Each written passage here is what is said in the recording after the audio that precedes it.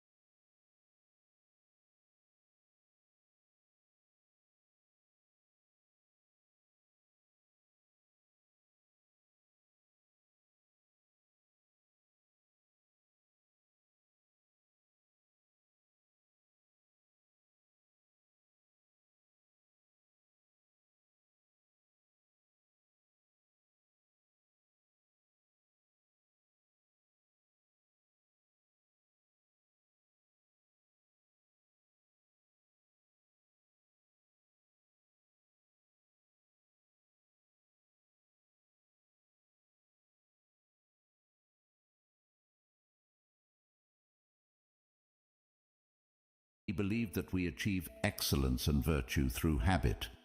By practicing self-discipline, we cultivate habits that lead us toward our best selves. It's not about occasional acts of willpower, but about consistently making choices that reflect our values and goals. Building self-discipline also ties into modern psychological understanding. Carl Jung, a pioneer in psychology, emphasized the importance of integrating all aspects of our personality to live fully. This integration requires self-discipline, as we must navigate the desires of different parts of our psyche, choosing paths that contribute to our overall well-being and growth. So how can we build self-discipline in our daily lives? Start small. Pick one area you want to improve, whether it's your diet, exercise routine, or spending habits. Set clear, achievable goals and take it one day at a time. Remember, every time you make a choice that aligns with your goals, you're building the muscle of self-discipline. Epictetus reminds us, no great thing is created suddenly. Self-discipline is built through small, consistent actions. It's about progress, not perfection. Every day presents new opportunities to practice self-discipline, to choose actions that move us closer to who we want to be. Building self-discipline is a journey. It's about finding balance between what we want now and what we want most. It's about making choices that might be hard in the moment, but will bring us closer to our goals, happiness, and peace in the long run. So, let's commit to this journey together, supporting one another in choosing what's right, not what's easy. Remember, in the realm of self-discipline lies the path to achieving our dreams and living a life we truly love. 5. Developing emotional resilience. When life throws its curveballs, we all experience a whirlwind of emotions. Feeling angry, sad, or frustrated is a natural part of being human. But here's the kicker. It's not just about the emotions we feel, it's about how we handle them. That's where the magic of emotional resilience comes in. Emotional resilience is like this superpower that allows us to navigate through life's storms with grace and come out stronger on the other side. It's about acknowledging our emotions, understanding them, and then taking positive steps to move forward, rather than being swept away by the tide of our feelings. The Stoics had a lot to say about this. Marcus Aurelius, for example, reminds us, "You have power over your mind, not outside events. Realize this, and you will find strength." This profound insight touches the essence of emotional resilience. It's about recognizing that while we might not have control over what happens to us, we have control over how we respond. Our emotions don't have to control our actions. Seneca offers wisdom on facing adversity without losing our composure. He teaches that life's hardships are tests of our character and resilience. By facing our feelings with understanding and patience, we can grow wiser and more robust. But how do we develop this emotional resilience? It starts with self-awareness. Being mindful of our emotions and reactions helps us understand ourselves better. It's okay to feel what we're feeling, but instead of reacting impulsively, we can choose to respond in a way that aligns with our values and long-term well-being. Aristotle spoke about the golden mean, finding the balance between excess and deficiency. This concept applies beautifully to emotional resilience. It's about finding a balanced response to our emotions, not suppressing them or letting them overpower us. Carl Jung, a pioneer in psychology, emphasized the importance of integrating all aspects of our psyche to achieve wholeness. Part of this process involves confronting our emotions, understanding them, and learning from them. This is at the heart of developing emotional resilience. So, what can you do when you're in the grip of strong emotions? First, give yourself permission to feel. Acknowledge your emotions without judgment. Then, take a step back and try to understand what triggered these feelings. This reflection can provide valuable insights into your emotional patterns and triggers. Epictetus said, "It's not what happens to you, but how you react to it that matters." This is a powerful reminder that our reactions to our emotions can shape our experiences. Instead of being reactive, we can choose to respond in a way that is constructive and healing. Developing emotional resilience is a journey. It involves practicing mindfulness, self-reflection, and patience. It's about building a toolkit of coping strategies, like journaling, talking to a trusted friend, or practicing relaxation techniques. Most importantly, it's about treating yourself with kindness and compassion as you navigate through your emotions. Emotional resilience is not about never feeling negative emotions. It's about learning to ride the waves of those emotions with grace and coming out on the other side stronger and more self-aware. By developing emotional resilience, we empower ourselves to face life's challenges with courage and poise. Let's embrace this journey together, supporting each other in becoming more emotionally resilient and, ultimately, living a more fulfilling life. 6. Memento mori. Remember, you will die. The Stoics, including great minds like Marcus Aurelius, Seneca, and Epictetus, used this concept not to create fear, but to inspire a deeper appreciation for every moment. They believed that by keeping the inevitability of death in mind, we would live more fully, consciously, and with gratitude for the present. Marcus Aurelius, in his meditations, often reflected on the transience of life, encouraging us to live in a way that's true to our values and to make the most of the time we're given. You could leave life right now. Let that determine what you do and say and think, he wrote. This isn't about being morose. It's a call to action, a reminder to focus on what truly matters, to let go of petty concerns, and to live with purpose and integrity. Seneca, too, spoke about the shortness of life, urging us not to waste time on trivialities, but to focus on creating a meaningful existence. He believed that being mindful of death encourages us to live more wisely and to cherish our relationships and experiences. Epictetus emphasized the importance of focusing on the present and making the best use of our time. By remembering that we won't live forever, we're more likely to live ethically and to appreciate the beauty and richness of life. But how can we incorporate memento mori into our own lives without it feeling like a dark cloud over our heads? It starts with shifting our perspective. Instead of seeing the awareness of death as something fearful, we can view it as a powerful motivator to live our lives to the fullest. It's about embracing the present, not postponing our dreams or happiness for some undefined future that's not guaranteed. Think about the things you've been putting off. Maybe it's pursuing a passion, reconnecting with loved ones, or simply taking time to appreciate the small joys of everyday life. Memento mori reminds us not to take our time for granted. It encourages us to live more authentically, to say what we mean, to love openly, and to be present in our lives. This concept also teaches us to appreciate the impermanence of life, which in turn deepens our gratitude for the moments we have. When we remember that our time is limited, we're more likely to cherish our experiences, to live more mindfully, and to express our gratitude for the people and moments that enrich our lives. So let's use memento mori not as a source of fear, but as a catalyst for growth, gratitude, and a deeper appreciation of life. Let it remind us to make choices that align with our deepest values, to cherish our relationships, and to savor the beauty of the present moment. Remembering that we will die one day encourages us to live more fully today.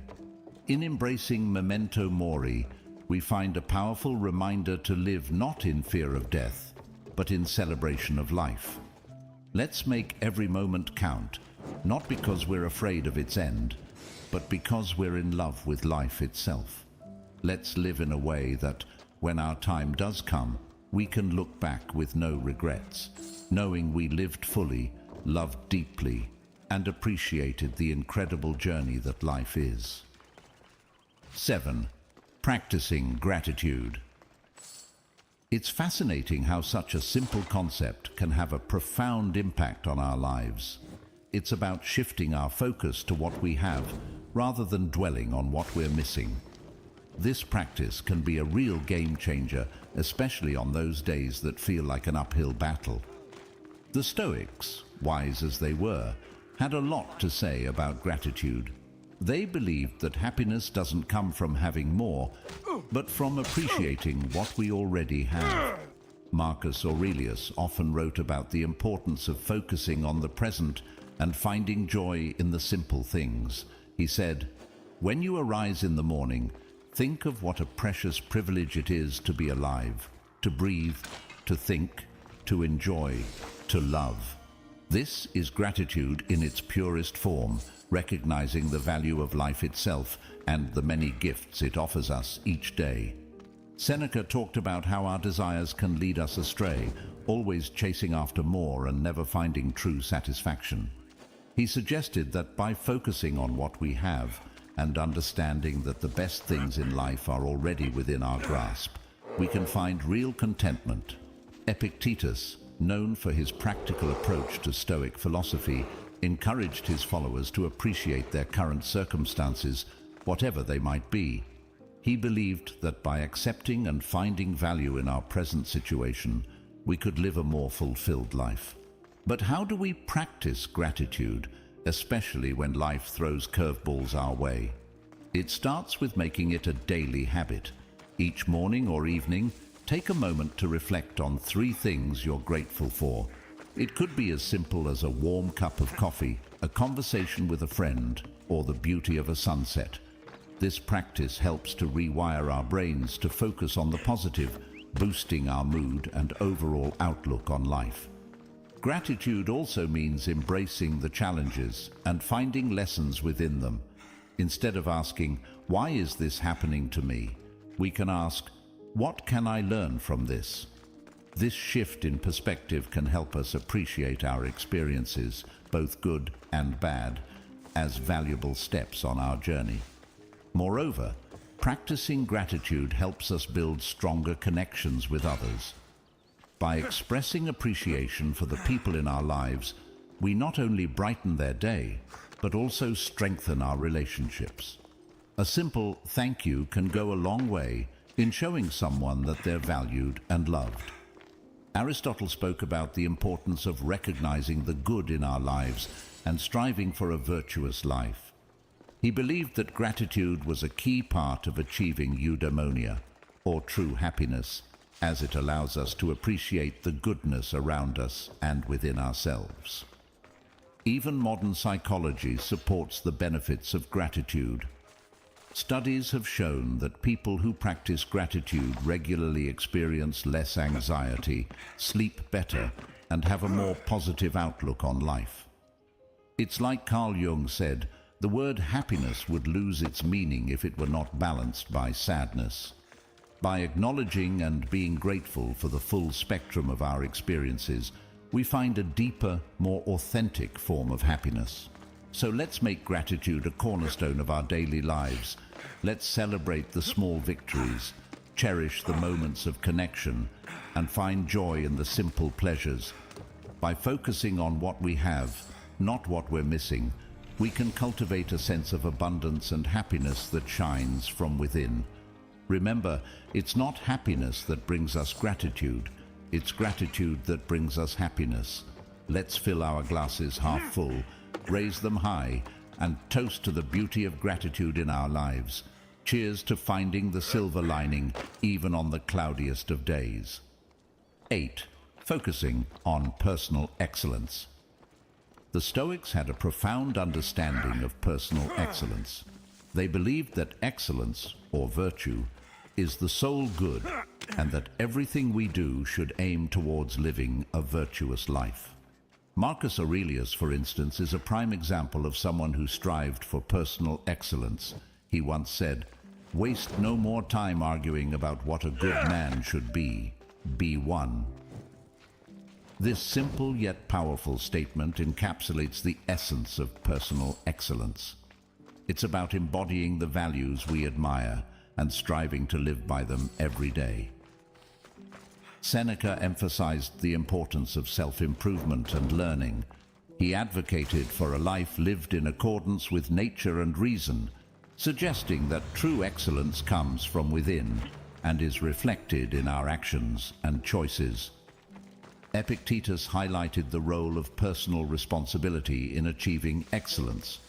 He taught that our reactions, our emotions, and our will are within our control, and mastering them is key to living a life of virtue. But what does focusing on personal excellence look like in our day-to-day lives?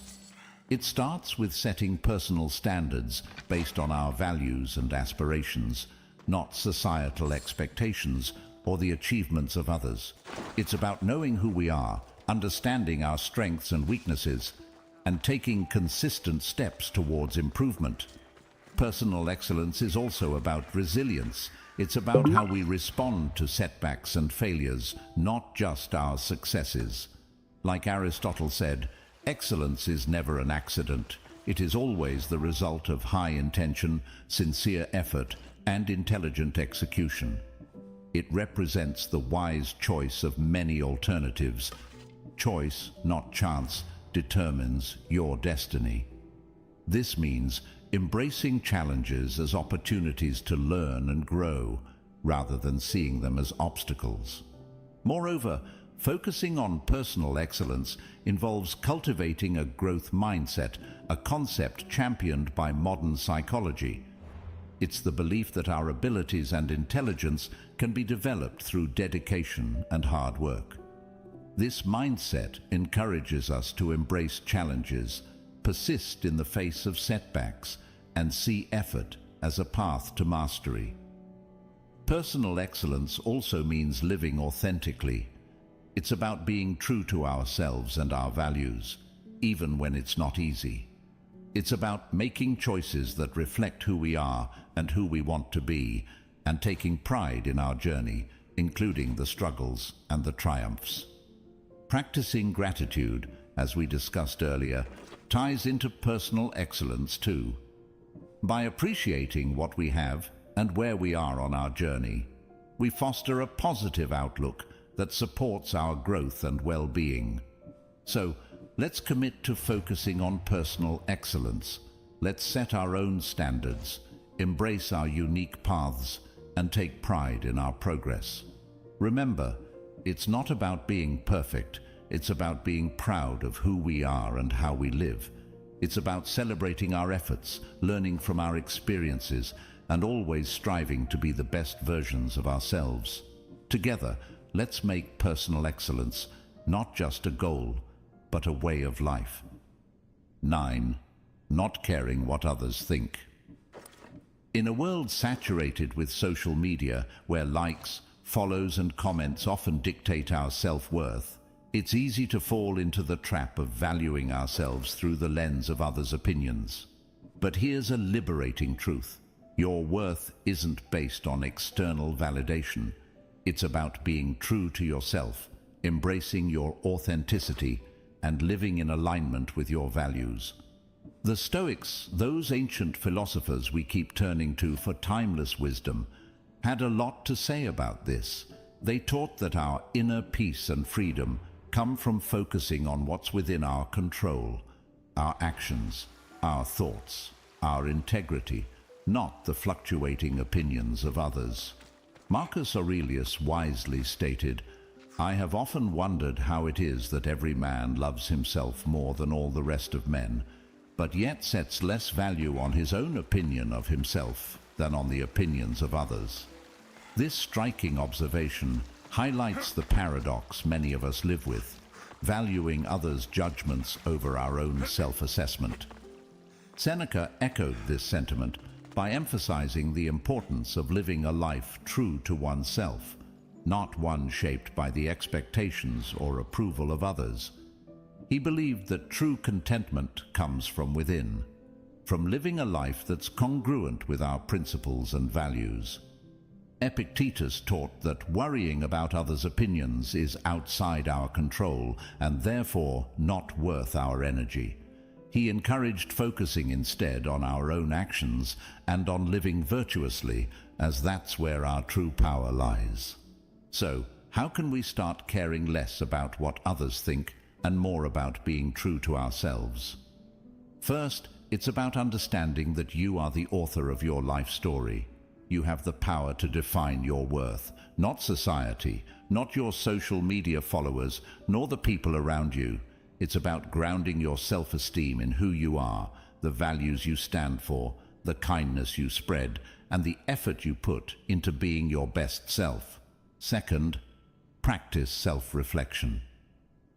Ask yourself, whose life am I living? Am I making choices based on my desires, or am I trying to fit into someone else's mold? Reflecting on these questions can help realign your actions with your true self. Third, embrace vulnerability. Being true to yourself means being open about your flaws and all, understanding that perfection is an illusion. It's okay to be a work in progress, making mistakes and learning from them. This authenticity attracts the right people into your life, those who appreciate the real you. Moreover, remember the words of Aristotle, who spoke about the golden mean, finding balance in life.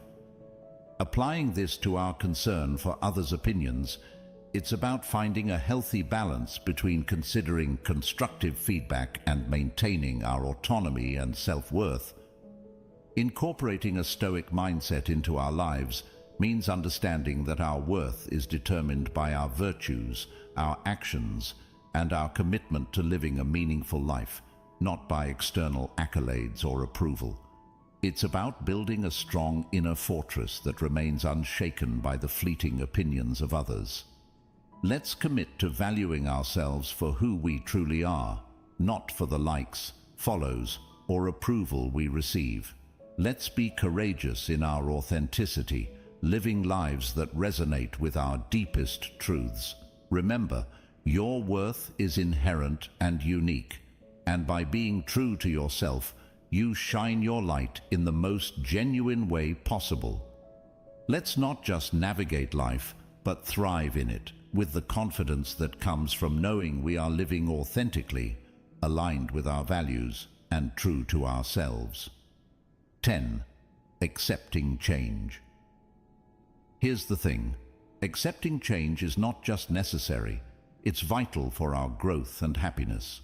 The reality is, the only constant in life is change. Learning to go with the flow and embrace life's inevitable shifts makes navigating through them less scary and more of an adventure. The Stoics had an incredibly healthy perspective on change. They saw it as a natural part of the universe's rhythm. Marcus Aurelius said, "Accept whatever comes to you woven in the pattern of your destiny, for what could more aptly fit your needs?" This profound acceptance of change as part of the fabric of life helps us understand that each change, whether we perceive it as good or bad, has its place in our story. Seneca taught that becoming too attached to our current circumstances can lead to disappointment, because inevitably those circumstances will change. He advised us to be flexible and to understand that change is not just a part of life, but a necessary component of our personal development and happiness. Epictetus encouraged us to distinguish between what we can control and what we can't. He pointed out that while we can't control external events, we can control our attitudes towards them. This mindset is incredibly empowering when it comes to dealing with change. It's about focusing on our responses, finding the opportunities for growth within the change, and moving forward with resilience. But how can we become more accepting of change? First, by acknowledging that change is inevitable. It's the natural order of things. Everything around us is in a constant state of flux. Seasons change, people come and go, and our very selves are renewing themselves as we speak. Embracing change means embracing life itself. Second, by practicing mindfulness. Being present in the moment allows us to appreciate our current experiences without clinging to them. This awareness creates a space for acceptance when those experiences inevitably evolve or come to an end. Third, by seeking the lessons in change.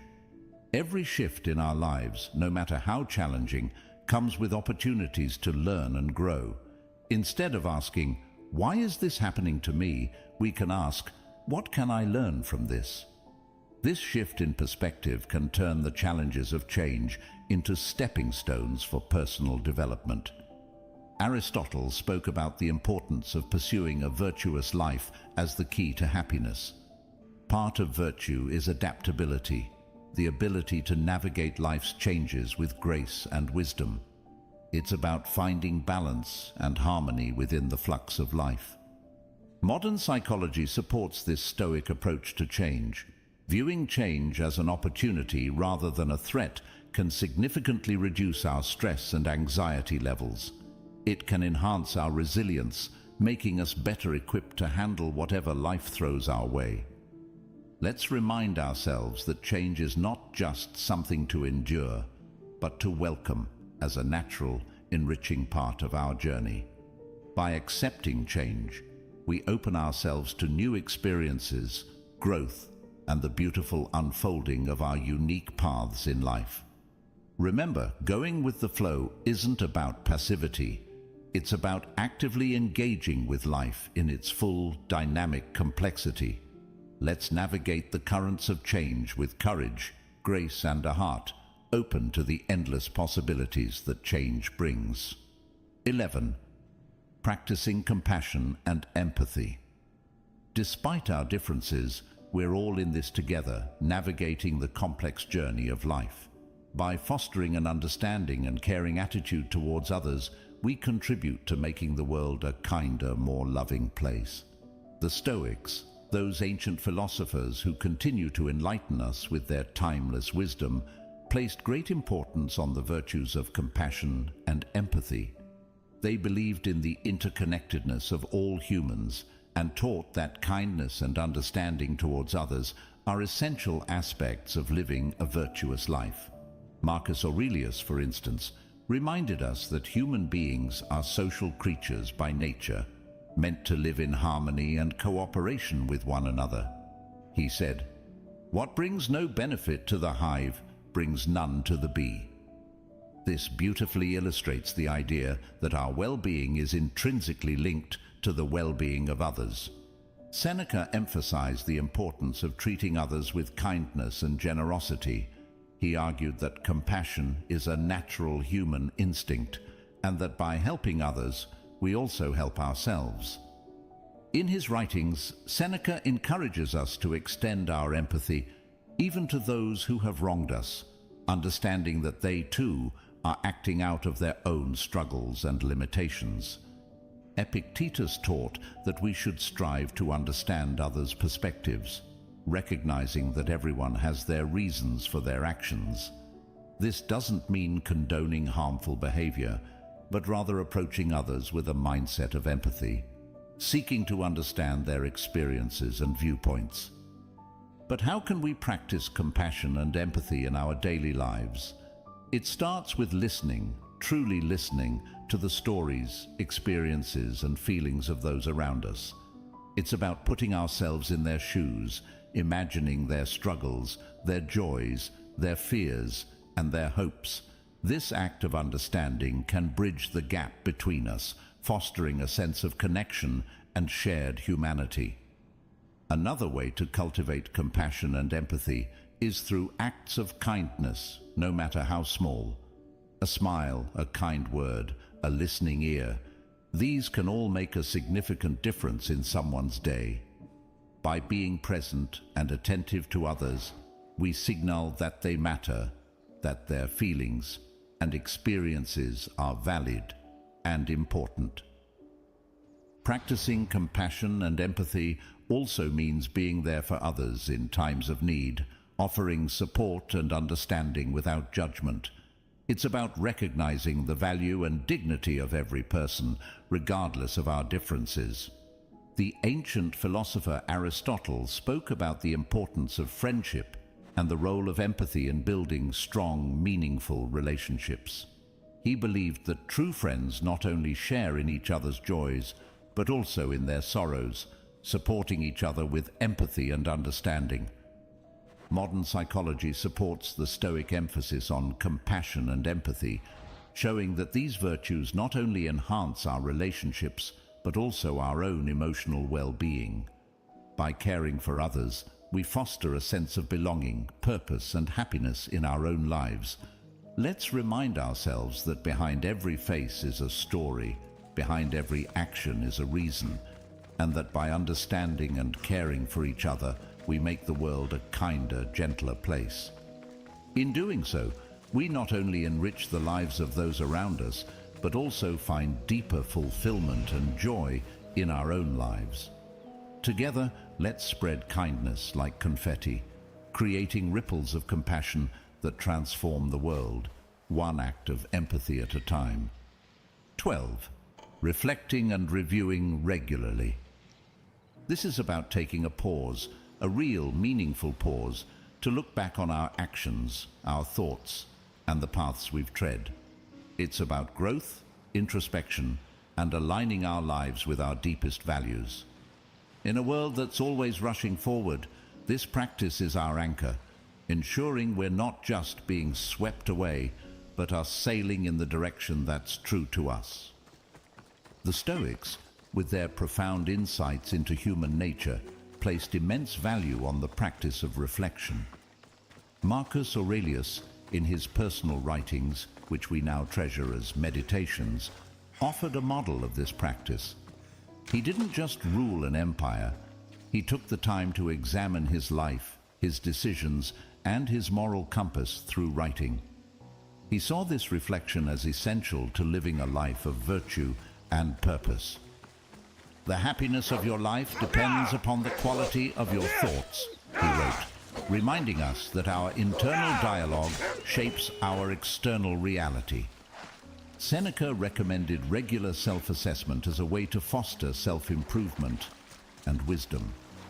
He likened life to a play, suggesting that we periodically review our roles and performances. Are we acting in harmony with the character we wish to embody?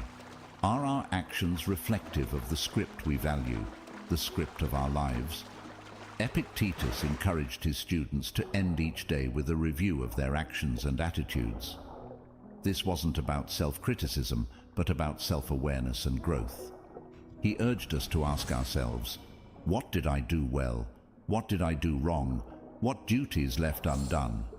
Through such questions, we can steer our lives more consciously, making adjustments that bring us closer to our ideals.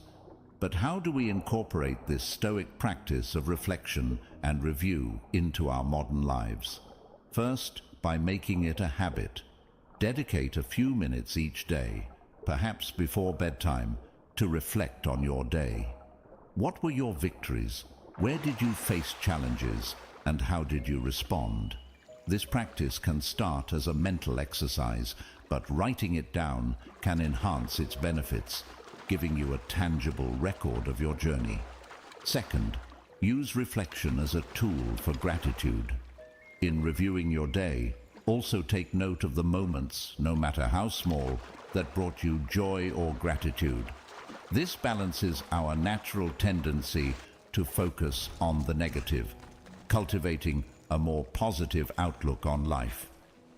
Third, approach this practice with kindness and compassion towards yourself. Reflection is not about berating yourself for mistakes, but about recognizing them as opportunities for learning and growth. Be as understanding and supportive to yourself as you would be to a dear friend. Aristotle spoke about the importance of living a reflective life.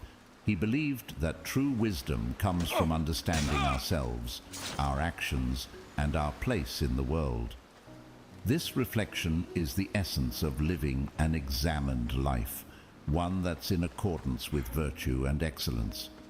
In modern psychology, the benefits of regular reflection are well documented, showing improvements in mental health, clarity of purpose, and personal growth. Reflecting on our experiences helps us process emotions, learn from our actions, and make more informed decisions moving forward. Let's commit to this practice of reflecting and reviewing regularly. Let it be our guidepost, ensuring that we're not just passively experiencing life, but actively shaping it according to our values. By taking the time to look back, we gain the insight needed to move forward, more aligned, more aware, and more in tune with the essence of who we are and who we aspire to be. Let's cherish this journey of introspection, for it is in knowing ourselves that we find the path to true fulfillment and joy. Each of these lessons from Stoicism isn't just ancient wisdom. They're life hacks that can help us deal with stress, make better decisions, and find peace in chaos. Remember, it's not the challenges along the way that define us, but the strength we find in facing them, the wisdom we gather, and the compassion we share. Each step, each reflection, each act of kindness is a brushstroke in the masterpiece that is your life. So let's not just exist, let's live, vibrantly, purposefully, authentically. As we part ways today, I encourage you not to let the inspiration end here. On the screen, you'll find a playlist that's a treasure trove of wisdom, stories, and strategies to help you navigate life's twists and turns with grace and resilience. Click on it, dive deeper, and continue to sculpt the most authentic version of yourself. Together, let's keep growing, keep reflecting, and keep embracing the beautiful complexity of life. Thank you for sharing this time with me. Until we meet again, remember to live not just for the applause, but for the cause of being your most genuine self. Take care and see you on the next step of our journey. Imagine living a life where no one, not their rudeness, not their lies, not even their disrespect, can shake your peace. Imagine walking through the chaos of the world with a calm so deep, people wonder if you know something they don't. You still hear the insults, you still see the drama, but it no longer enters your system. It touches you, but it doesn't move you. But let's be honest, how many times have you let one careless comment ruin your whole day? How many nights have you stared at the ceiling, replaying an argument, getting angry all over again, even though the moment's long gone? Most people don't live in peace. They live in reaction. They don't own their emotions. Their emotions own them. One insult, one rejection, one unexpected look, and their entire energy shifts. Not because the world is that powerful, but because they never learned how to take that power back. But here's the truth. Stoicism taught centuries ago, and neuroscience confirms today. You can become emotionally untouchable, not cold, not numb, but untouchable, like a mountain in a storm. The wind howls, the rain crashes, but the mountain doesn't move. That's the inner strength we're unlocking today. And once you've got it, you'll never be thrown off by what someone says. You'll never feel small because of someone else's mood. You'll never again be angry or bothered by anyone or anything. We're not just talking about staying calm. We're talking about complete emotional sovereignty, real Stoic power, the kind Marcus Aurelius wrote about, not just to look wise, but to survive the weight of an empire without losing his soul. So, stay with me. What we're about to dive into will reshape how you see people, how you handle triggers, and most importantly, how you master you. And hey, if you appreciate what we're doing here, the clarity, the calm, the tools to live unshaken, there's just one small favor I'll ask. Hit the subscribe button. It's free, it helps more than you know, and it's the kind of support that keeps this content flowing. It's not them. It was never them. That's the first shift in perception you need to make if you want to stop being angry, triggered, or emotionally hijacked by others. You think it's the way they spoke to you, the disrespect in their tone, the way they dismissed your effort or rolled their eyes. But that's just the surface. What really stings is what those moments awaken inside you. Something deeper, something older, something you're not even fully aware is there. Carl Jung once said, "Until you make the unconscious conscious, It will direct your life, and you will call it fate. That's what we do every time we blame other people for how we feel. We hand over the keys to our emotional state and then wonder why we're always being driven into chaos. But here's the truth. Nobody can make you feel anything without your participation. Anger, frustration, resentment, they're not caused by other people. They're caused by your response to them. And that response is shaped by the unresolved parts of you that you've been avoiding for years. Think about it. Two people can face the exact same insult. One brushes it off, the other stews in it for days. The insult didn't change. The difference is what it met inside. We're not reacting to what they said or did. We're reacting to what it touches in us. Old wounds, expectations, unquestioned beliefs. And more often than not, it's not even about the moment. It's about everything that moment reminds us of. When someone ignores you and you feel invisible, that pain isn't born in that second. It's a repetition, a mirror. Maybe it's reflecting all the times you felt overlooked growing up. When someone criticizes you and you explode, that reaction didn't come from the words themselves. It came from a need to protect an identity you've worked hard to maintain. Maybe being seen as competent or good or strong is so central to how you view yourself that even the slightest crack feels like a collapse. That's the real battlefield, not the conversation, not the coworker or the partner or the stranger online. It's what's happening in you. Aristotle said, "Knowing yourself is the beginning of all wisdom." And self-knowledge isn't just knowing what you like or what your goals are. It's understanding the places in you that still hurt, that still seek approval, that still think peace has to come from being treated a certain way. Here's where the breakthrough begins. You are not your reaction. You are not your anger. You are not your pain. You are the one watching those things. You are the awareness underneath it all. The more you connect to that awareness, the less you need the outside world to behave perfectly in order for you to feel okay. That doesn't mean you have to tolerate disrespect. It means your peace is no longer dependent on the presence or absence of it. That's a whole different level of freedom. Because most people aren't really living, they're just reacting. One text ruins their whole morning. One comment online derails their whole mindset. One bad look from someone else, and they spiral into self-doubt. That's not living. That's surviving on emotional autopilot. But you can step off that ride, and it starts when you stop making them the villain in your story. The moment you stop saying, "They made me feel this way," and start saying, "Something in me responded to that," everything changes. You take back your power. You begin to ask better questions. Not, "Why are they like this?" but, "Why does this bother me so much?" Not, "Why are they so disrespectful?" but, "What am I holding on to that makes me so reactive to this?" That question, "What am I holding on to?" is where you'll find most of your answers. Plato once said, "The first and best victory is to conquer self." And conquering the self isn't about suppressing your emotions. It's about understanding where they come from and deciding if they still serve you. It's about noticing when your pride wants to fight back, when your ego wants to be right, and choosing not to be led by that. This isn't passivity, it's power. It's the power to choose your response, to feel the rise of emotion and not let it run your next move. That kind of control isn't something you're born with. It's something you train, like a muscle, like discipline, like presence.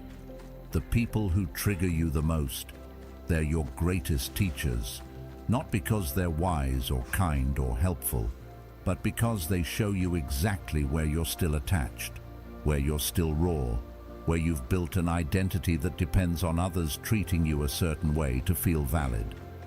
And when you use those moments as mirrors, not battlefields, you grow.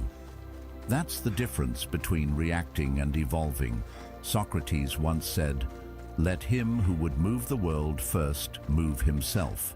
And that movement doesn't start with changing your environment.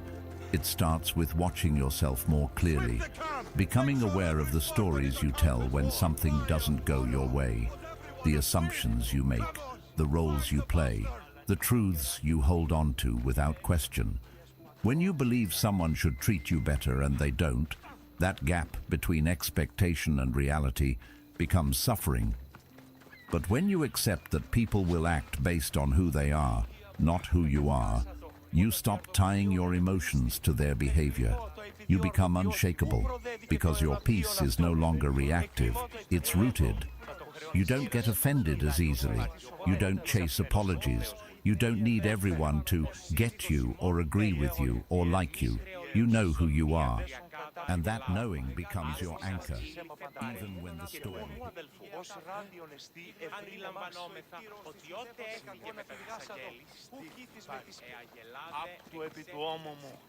Don't come back until you have the tablet. Yes, Polemarch. Lost something?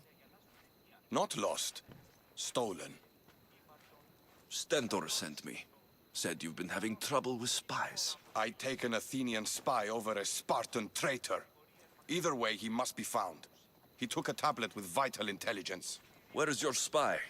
Is he still in the camp? Wouldn't need you if I knew. I doubt he's still here. Can't have gone far, though. He was injured when he took out the guard.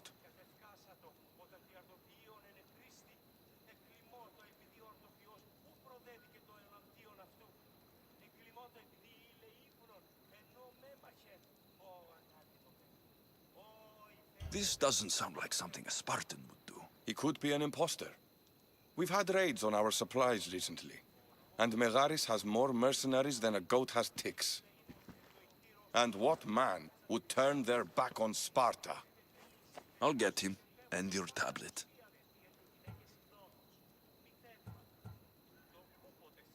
Did you see which direction he went?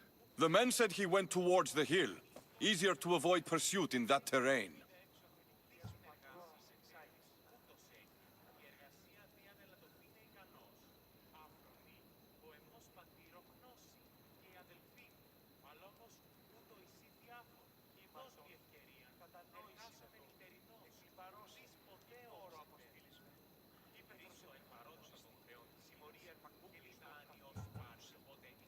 Anything you can tell me that might help?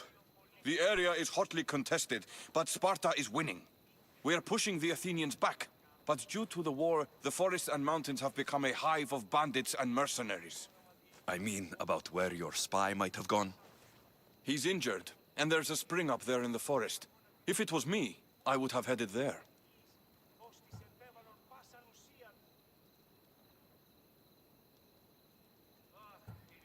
I'll be back soon with your tablet. The mountains and forests of Megaris are dangerous, and he surely didn't work alone. I'm more than capable of handling your spy. Here.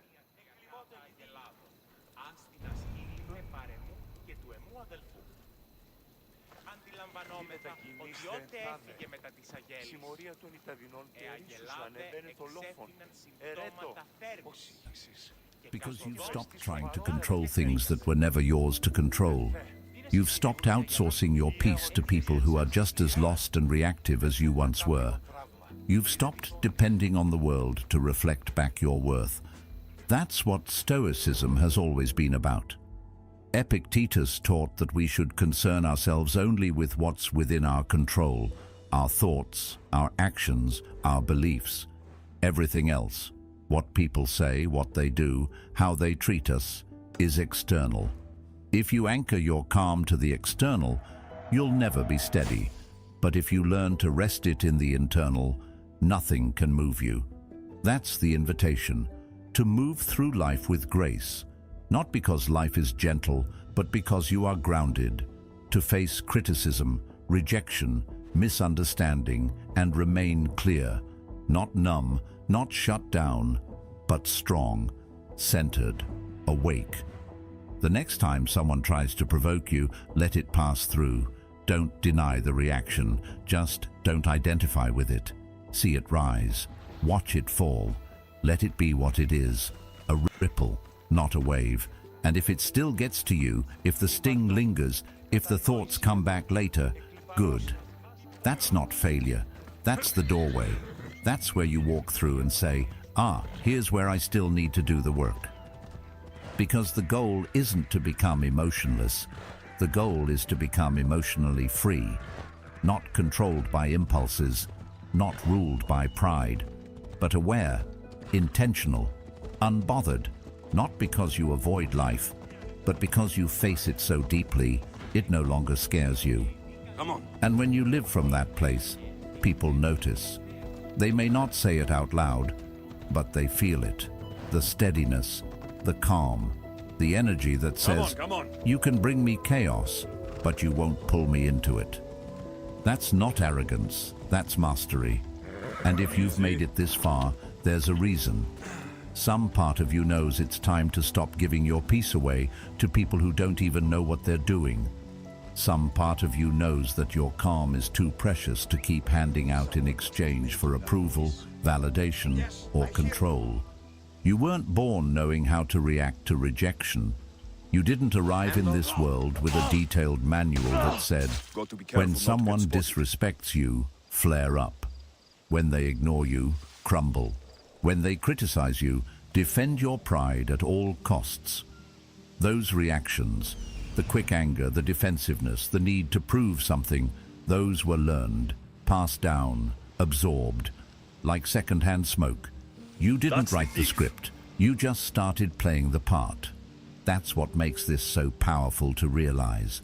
Most of what you think is you, your temperament, your triggers, the way you react under pressure, isn't actually you. It's conditioning. It's habit. It's a script that started writing itself long before you were aware it was even happening. Somewhere along the way, maybe someone taught you, directly or indirectly, that being ignored means you don't matter. That being challenged means you have to fight. That being wrong means you're not enough. These beliefs are like hidden code running quietly in the background of your life. And until you bring them into the light, they'll keep directing your reactions without your permission. Carl Jung said it best. Until you make the unconscious conscious, it will direct your life and you will call it fate. That means every emotional outburst, every sudden shutdown, every time you overthink something someone said, that's not fate, that's not your personality, that's programming, and programming can be rewritten. But you can't change a script you're not aware you're acting out. So the work begins by becoming the observer, not the actor. You notice, you pause, you step back just far enough to ask, what part of me is speaking right now? That question, when asked sincerely, opens the door to everything. Because the moment you feel triggered, the moment something or someone lights a fire in you, it's easy to believe that fire is righteous, that it's justified. But strong emotion doesn't always mean truth. Often it just means the script got activated. And when you keep playing out the same emotional loops over and over, with different people and different situations, you start to notice something strange. The actors keep changing. But the storyline, it's always the same. That's the giveaway. It's never really about them. It's about what they awaken. And most people never take the time to trace the fire back to the spark. They don't question the reaction. They just assume it's valid because it feels real. But intensity doesn't equal accuracy. Just because you feel it deeply doesn't mean it's rooted in clarity. And when you start to unpack those reactions, what you'll often find underneath isn't strength. It's fear. Fear of being seen a certain way. Fear of not being heard. Fear of not being enough. The script says, if I'm criticized, I must defend. But what if you didn't? What if you simply listened, filtered, and chose your response, not from fear, but from presence? That's authorship. That's what it means to take the pen back. It doesn't mean you never feel anger or sadness or discomfort again. It means you're no longer reacting from an unconscious place. You're responding with awareness. That space between trigger and reaction, that's where your freedom lives. Viktor Frankl, a man who survived unspeakable trauma, said it like this: "Between stimulus and response, there is a space. In that space is our power to choose our response. In our response lies our growth and our freedom." Think about how different life feels when you stop reacting from the old script. Someone interrupts you, and instead of jumping to reclaim your voice, you observe. You breathe. You respond calmly, or maybe not at all. Not because you're weak, but because you've realized not every moment deserves your energy. You've stopped auditioning for people who don't hold the power to validate you. That shift isn't subtle, it's transformational. It's the moment you move from being emotionally controlled to emotionally in control. Not controlled as in robotic, controlled as in present, conscious, grounded. When you no longer need to prove or win or be right just to feel secure, you've won something much deeper than any argument could offer. And you begin to notice the scripts that once controlled you lose their grip. The need for approval fades. The fear of being misunderstood softens. The urge to match someone else's aggression with your own dissolves. You realize you don't have to mirror the chaos around you. You can be the calm that reminds people there's another way to live. Plato once said, "The first and greatest victory is to conquer yourself." He wasn't talking about domination. He was talking about discipline, self-awareness, the quiet strength of someone who knows their worth and doesn't need to scream it at the world. Because when you're still running an old script, it's not just... What do you want? Who are you? I'm the one who's going to return the tablet you stole. Why did you steal the tablet? Because I was paid to. Who paid you? A mercenary. Irkanos, all right? Gave me the Spartan uniform, told me where to look. Easy drachmi.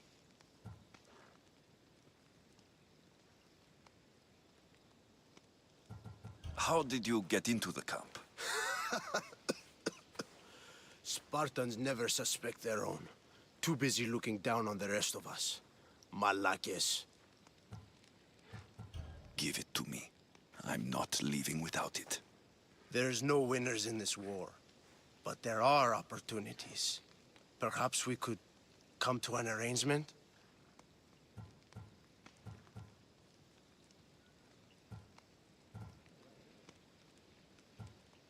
Give me the tablet, or I will cut you down. I can't fight you. Here, take the tablet. I should get this tablet back to the commander.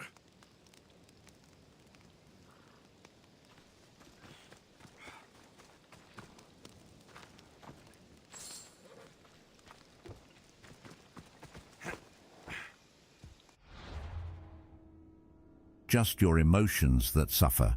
It's your relationships, your peace, your potential. How many doors have you closed because you reacted too quickly? How many connections have you damaged because the old story said, "If they don't respect me immediately, cut them off"? That story might have protected you once, but now it's probably keeping you small. Taking authorship of your reactions means you're no longer a puppet of past pain. You start recognizing the patterns. You feel the heat rising, and instead of acting on it, you sit with it. You ask yourself, what would my highest self do here?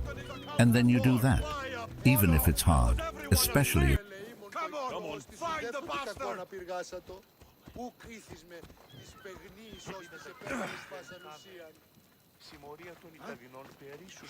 So, did you find the traitor? It's not traitors you need to worry about. He was a spy working for the mercenary, Irkanos. Irkanos. How many times must I hear that name? His palms must be overflowing with Athenian gold by now.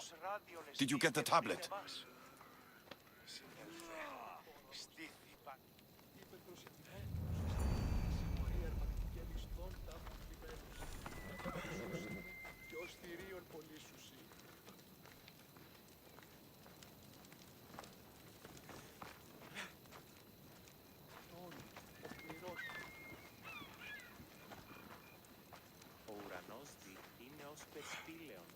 If it's hard.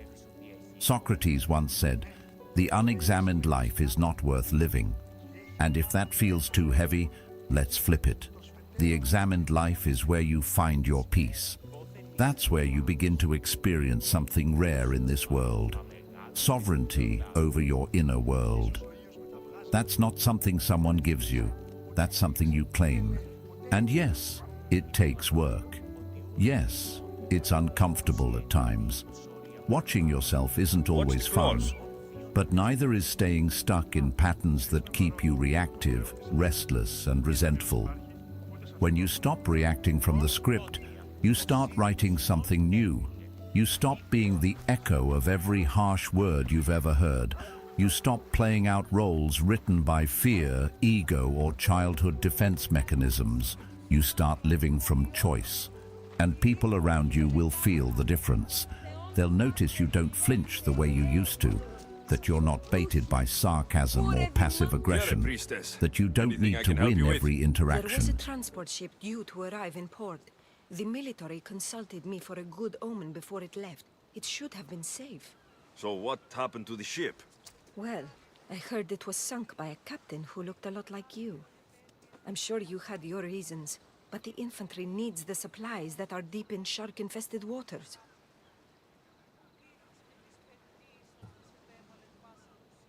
And you're asking me to get it for you? No. Hunting the beasts down is the only answer. Make sure you get all of them.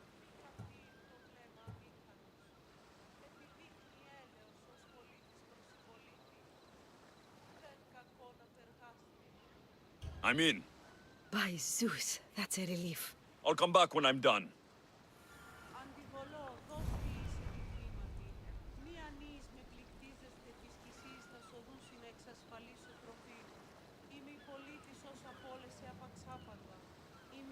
Μεγαλώνει με και πολιώνει χθονία και θηροκτώνει, φυλαγρότη και λυτηρία, δρυμονίτης και βρωτών ελπίς, ελθέ, ή κατέχεις ωραίων δρυμούς, ελθέ, θεά σώτηρα, άγουσα Been terrorizing the local wildlife. ειρήνην τερατήν, καλυπλόκαμον φυγίαν, και ο, θεά εύδρομε, πέμπτης δυσωραίων κεφαλάς νόσουστε και άλγη.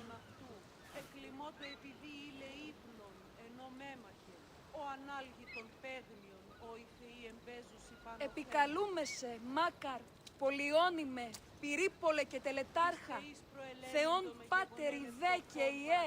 You'll stop chasing Είπαγε.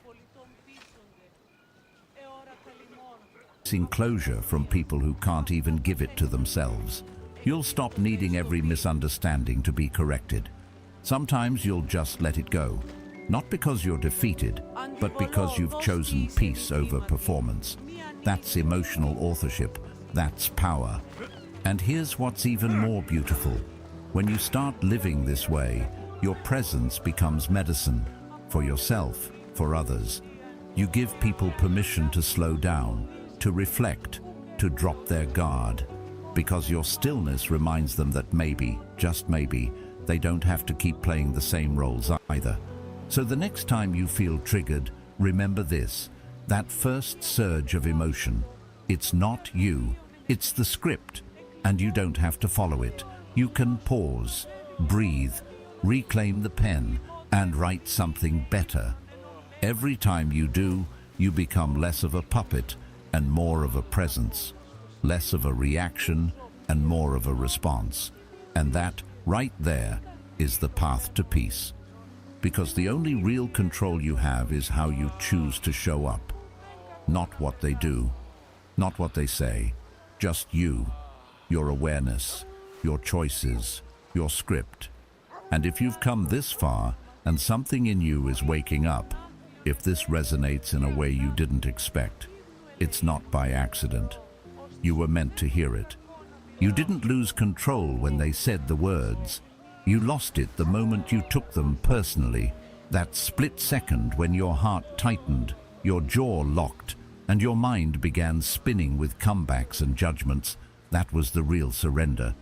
The moment you got offended, you gave away your power, and most of us do it without even realizing. Not because we're weak, but because we've been trained to believe that offense is a natural, automatic response. Someone insults you, you feel wounded. Someone disagrees with you, you feel threatened. Someone misunderstands you, and suddenly you feel invisible. But what if that pain, that sting, that emotional drop wasn't something that happened to you, but something you allowed? We live in a world where offense is currency. It's how people bond, how they gain attention, how they define themselves, by what makes them angry. But when everything offends you, you're no longer responding to reality. You're reacting to a fragile self-image, one that requires constant protection and reinforcement, and that's exhausting. Aristotle once said, "Anybody can become angry, that is easy. But to be angry with the right person, to the right degree, at the right time, for the right purpose, and in the right way, is not within everybody's power." He was pointing to something most people overlook. Real emotional power isn't found in reaction. It's found in restraint, in discernment, in choosing what deserves your energy. Because here's the thing, offense is not objective. What hurts you might not even register for someone else. It's not the event, it's your interpretation. It's the story your mind tells the second something uncomfortable happens. They're disrespecting me. They don't value me. They're trying to hurt me. And once that narrative locks in, your nervous system reacts as if it's the truth. But offense isn't an alarm. It's a mirror. It reflects what parts of your identity are still fragile, still unhealed. That's where your real work lives. Not in silencing the world around you, but in strengthening the world within you. Because when your sense of worth depends on everyone treating you perfectly, you're always at risk. One sharp word, one misstep, and your peace disappears. What makes someone truly unbothered isn't numbness, it's clarity. It's knowing that your value doesn't rise or fall based on someone else's opinion. It's knowing that you don't need everyone to understand you. You don't need every comment to be kind. You don't even need to be agreed with. What you need is to stop volunteering your power to people who haven't earned it. That power isn't something they take, it's something you give. Every time you let someone's words decide your mood, every time you shrink or explode to defend an identity, every time you let offense define the moment instead of your principles. And the more often that happens, the more you train your mind to look for disrespect, for betrayal, for injustice, even when it's not there. Plato warned us long ago, we can easily forgive a child who is afraid of the dark. The real tragedy of life is when men are afraid of the light. And this is exactly that. We become afraid of truth, of growth, of self-responsibility, because it means we can no longer blame the world for how we feel. And that's uncomfortable at first, but it's also freeing.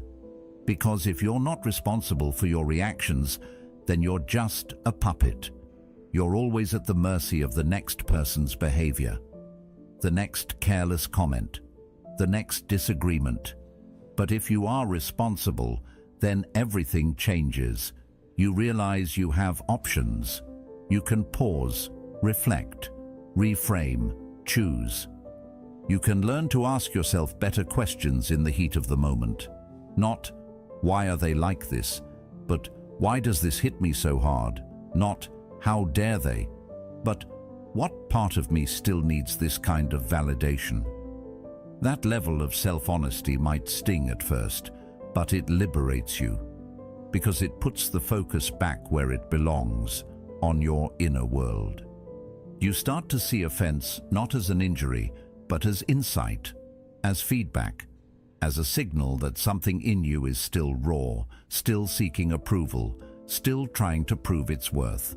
And when you can look at that without flinching, without running, without blaming, that's when you start to grow.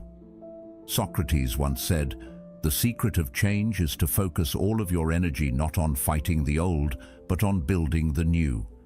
Getting offended is often just fighting the old. Old beliefs, old stories, old defenses. But when you stop feeding that loop, you can start building something stronger. A new default, one rooted in confidence, in composure, in quiet strength. You stop reacting from your wounds and start responding from your values. You become harder to provoke, not because you're colder, but because you're wiser. Because you know the difference between something that's harmful and something that's just uncomfortable. Between disrespect and misunderstanding. Between actual threats and imagined ones. The moment you realize you don't have to respond to every challenge is the moment you step into a deeper kind of freedom. And that freedom isn't about letting people walk all over you. It's about refusing to let them walk inside your mind without permission. Let's say someone insults you. You hear it, you feel it, but you don't react. You don't internalize it. You watch it like a passing car. It's there. You see it, but it doesn't hit you. That's not detachment. That's self-respect. You respect yourself enough not to let a few careless words rewrite your self-image. And when you operate from that place, your energy changes. You stop needing to prove yourself in every interaction. You stop getting sucked into pointless arguments.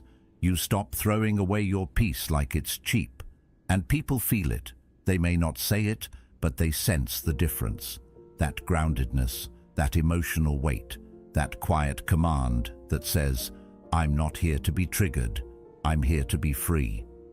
Freedom, in this sense, isn't just about time or money or lifestyle. It's emotional sovereignty. It's knowing that you are the one in charge of how you feel, not the world, not the crowd, not the algorithm, not the stranger in the comments. You. And yes, it's hard sometimes. Especially when the insult feels personal, when it echoes something you already feared was true. That's when offense feels most justified. But it's also when the opportunity for growth is greatest, because it invites you to look inside and ask, is this something I believe about myself? If it is, work on it. If it's not, let it go. Either way, you win. Carl Jung said, "Everything that irritates us about others can lead us to an understanding of ourselves." That quote alone could change your life if you take it seriously, because it shifts the whole focus from blame to clarity, from defensiveness to depth, from being a victim of every interaction to becoming the master of your inner experience. That doesn't mean you won't feel things. You will. You're human. But feeling something doesn't mean you have to act on it. And that's where power lives, in the space between the feeling and the action, in the choice to breathe instead of lash out, to listen instead of argue, to let the moment pass without turning it into a storm. So the next time you feel the sting of offense rising, remember, this is a fork in the road. You can give your power away, or you can keep it. You can replay the insult in your head all night, or you can see it for what it is, a passing thought from someone who may not even understand themselves. Because in the end, what offends you reveals more about you than it does about them. It points to the edges of your ego, the cracks in your confidence, the places you're still not fully at peace with who you are. And when you heal those places, the world stops being so loud, so hostile, so threatening. You start to move differently, speak differently, think differently. You don't walk into every room trying to protect yourself. You walk in already whole. It's about knowing you don't need to be offended to stand strong. And when you finally stop giving it away, that power becomes yours again, fully, quietly, permanently. When someone lashes out, mocks you, or treats you coldly for no clear reason, your first instinct might be to take it personally, to believe it's an attack, to feel like you did something wrong or that you're somehow not enough. That's how we've been trained to think. If they're upset, it must be about us. If they're distant, we must have failed. But the truth, the deeper truth, is this. They're not attacking you. They're bleeding on you. That anger, that sarcasm, that sharp look, it's not a weapon aimed at your identity. It's a symptom of something unhealed in them. Pain has a way of leaking out. Sometimes it erupts, sometimes it festers silently, but it always shows up somewhere, and often it lands on the people closest by. You just happen to be standing there when it spilled over. Carl Jung once said, "Knowing your own darkness is the best method for dealing with the darkness of other people." What he meant is this: the more you understand your own wounds, your own emotional history, the easier it becomes to see that others aren't trying to hurt you. They're trying to survive themselves. And sometimes survival looks like silence. Sometimes it looks like control. Sometimes it looks like cruelty. But in almost every case, it's just pain in disguise. Think about how you behave when you're hurting. Do you always communicate clearly? Are you always patient, open and kind when you're overwhelmed, scared or grieving something privately? Probably not. That's not because you're a bad person. It's because pain narrows the mind. It turns the heart inward. It shuts down empathy. And that's what happens to others too. But here's where most people get stuck. They think recognizing someone else's pain means excusing their behavior. It doesn't. You can still set boundaries. You can still say, "This isn't okay." But you say it with clarity, not with confusion. You say it without tying their pain to your worth. Because when someone treats you with disrespect, the danger isn't just what they say or do. It's what your mind makes of it. The interpretation, the story that forms. They ignored me, so I must not be valuable. They yelled at me, so maybe I deserved it. These quiet conclusions are where the real damage lives. But when you remember that their behavior is about them, not you, something changes. You stop absorbing the energy. You stop replaying the moment on a loop. You don't carry it into your sleep, your relationships, your self-image. You see the pain for what it is, misplaced, misdirected, misunderstood, but not yours to carry. Socrates taught that people are not angry at you. They are angry at themselves for not being able to manage you. That's a humbling thought. What seems like an attack is often a reaction to their own lack of control, their own inner chaos. Your calm, your confidence, your silence, it reminds them of what they haven't resolved. And sometimes that's enough to trigger them. It's not your job to fix them, but it is your responsibility not to internalize it. Because if you let their bleeding define you, you become a reflection of their wounds, not your truth. You start to react instead of respond. You match their tone. You mirror their dysfunction. And slowly, without noticing, you become part of the pain cycle too. But there's another path. One where you don't have to retaliate. One where you don't have to shrink. One where you simply stand in your strength and say, "I see what this is, and it's not mine." That's not indifference. It's mastery. It's the kind of inner stillness that can only come when you realize your self-worth doesn't rise or fall with someone else's mood. Plato once wrote, "Be kind, for everyone you meet is fighting a hard battle." He didn't say everyone deserves your energy, but he did remind us that most people are carrying something invisible, an old betrayal, a deep fear, a relentless voice in their head that never lets them rest. And when that pressure builds, it erupts, often onto the wrong person. That doesn't mean you should accept mistreatment. It means you no longer mistake it for truth. This is how you hold your ground. You recognize the pain. You honor your own boundary. But you don't take the insult into your identity. You don't let someone else's behavior rewrite your story. You just let it pass. Not because you're weak, but because you're finally strong enough not to need their validation. And what happens over time is remarkable. You start to see patterns that were invisible before. You notice how often people lash out after being hurt, how quickly coldness follows insecurity, how silence often masks fear of rejection. Suddenly, the behavior that once confused or wounded you becomes easier to interpret. You stop guessing what's wrong with you and start understanding what's unresolved in them. That shift is subtle, but it's everything.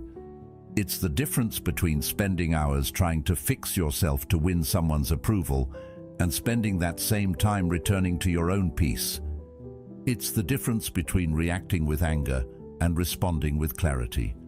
It's the difference between making someone else's wounds about you and letting them stay where they belong. But let's be honest, this isn't easy, especially when the words cut deep.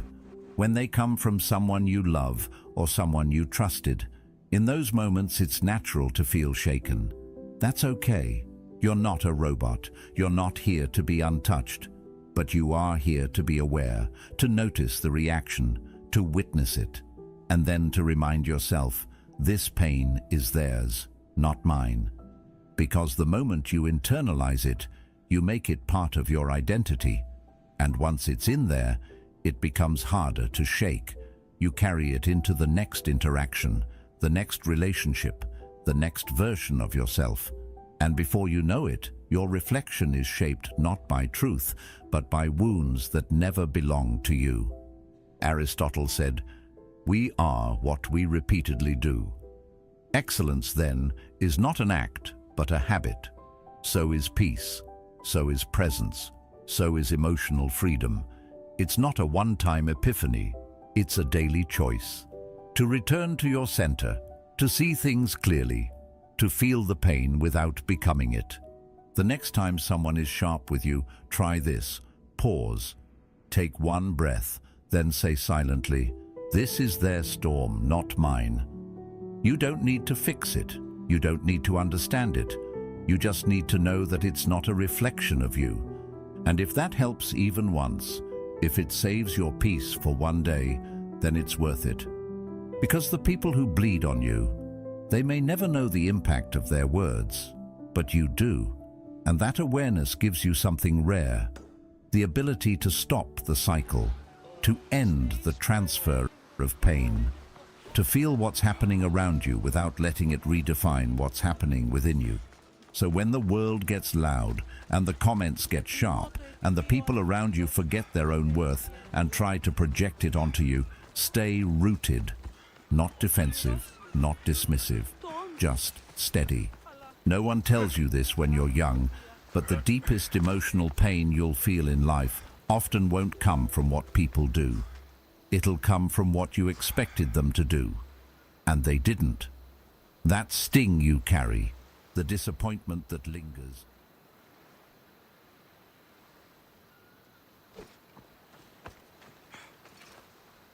Chiare, is there something you need? A camp of bandits has been spotted in the area. And you're hoping I'll kill all the bandits? It should be an easy task for someone with your talent. All right, I'll do it. Ha! You really are a brave one. You can leave everything to me.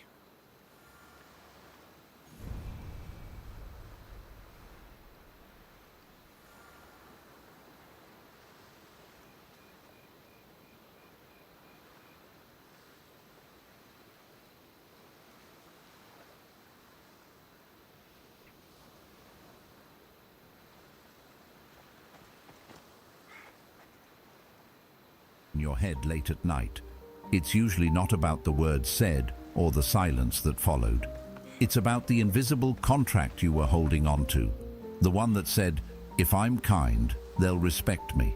If I show up, they'll value me. If I'm honest, they'll never hurt me. But no one signed that contract except you. And when life doesn't follow your script, it feels like betrayal. But it's not betrayal. It's life being life. It's people being human, and it's you slowly learning that your expectations were never guarantees. They were silent demands that the world didn't agree to. Aristotle once said, "Hope is a waking dream," but unexamined expectations, they're more like sleeping traps. You walk into them blindly, thinking the world owes you something, thinking people will love you the way you love them, thinking fairness is a rule, not a hope. And when those expectations collapse, it doesn't just hurt, it breaks a version of reality you thought was secure. We don't often realize it, but most of our emotional suffering is self-authored, not consciously, not with malice, but through the quiet, constant creation of inner contracts. With our friends, our partners, our family, even with strangers. We walk through life believing, if I do this, I should get that. But life doesn't work like a vending machine. You don't insert kindness and always get appreciation. You don't give your best and automatically receive fairness. People don't play by rules they never knew they were part of. And that's where the pain comes from. When someone forgets to acknowledge your effort, it cuts. Not because of the act itself, but because of what you expected in return. When you open up to someone and they pull away, it burns. Not because sharing was wrong, but because you assumed they'd hold space for you. We don't just get hurt by what happens, we get hurt by what we thought should happen instead. Carl Jung said, "The most terrifying thing is to accept oneself completely." But I'd add that the most freeing thing might be to accept others as they are too.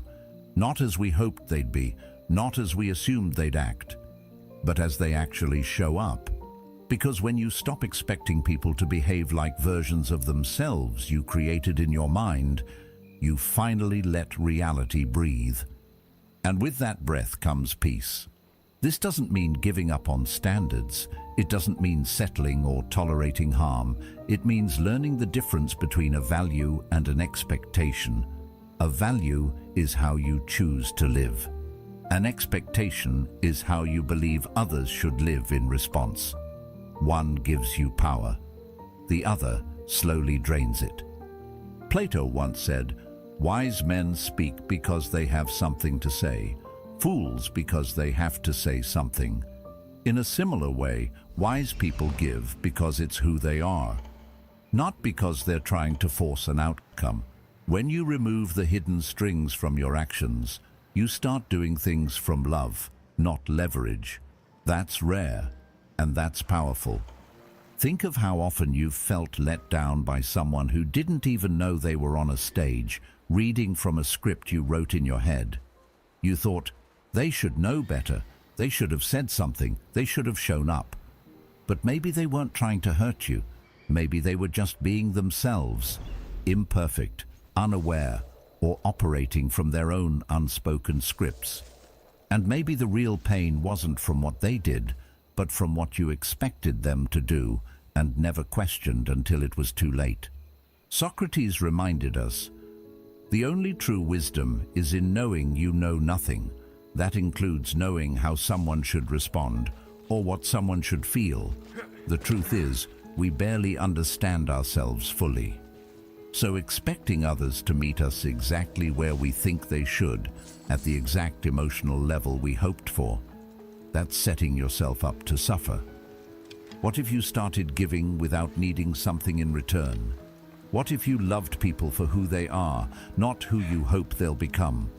What if you let kindness be your baseline, not your bargaining chip? That's not weakness, that's emotional freedom. Because the moment you let go of the emotional contracts, I have those scouted the enemy. I found Athenian and bandit camps. What else did you discover? There are too few corpses. You want me to kill the scum leading these bandits? Yes, his death is the only answer. Sounds like you can stop worrying. I've taken care of everything. Sparta owes you a great debt. Take this.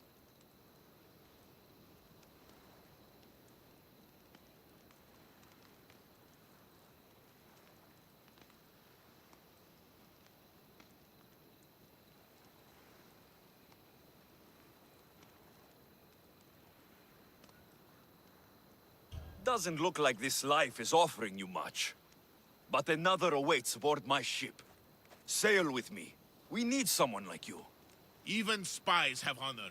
Mine is pledged to Sparta, and Sparta needs me here. Too bad. You would have loved life on the sea.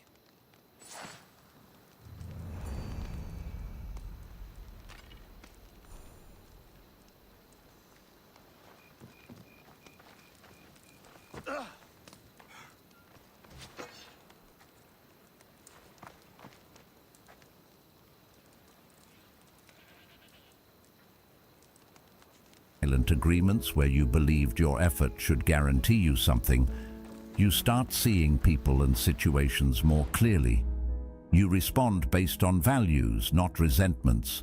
You stop punishing people for failing to fulfill roles they never auditioned for.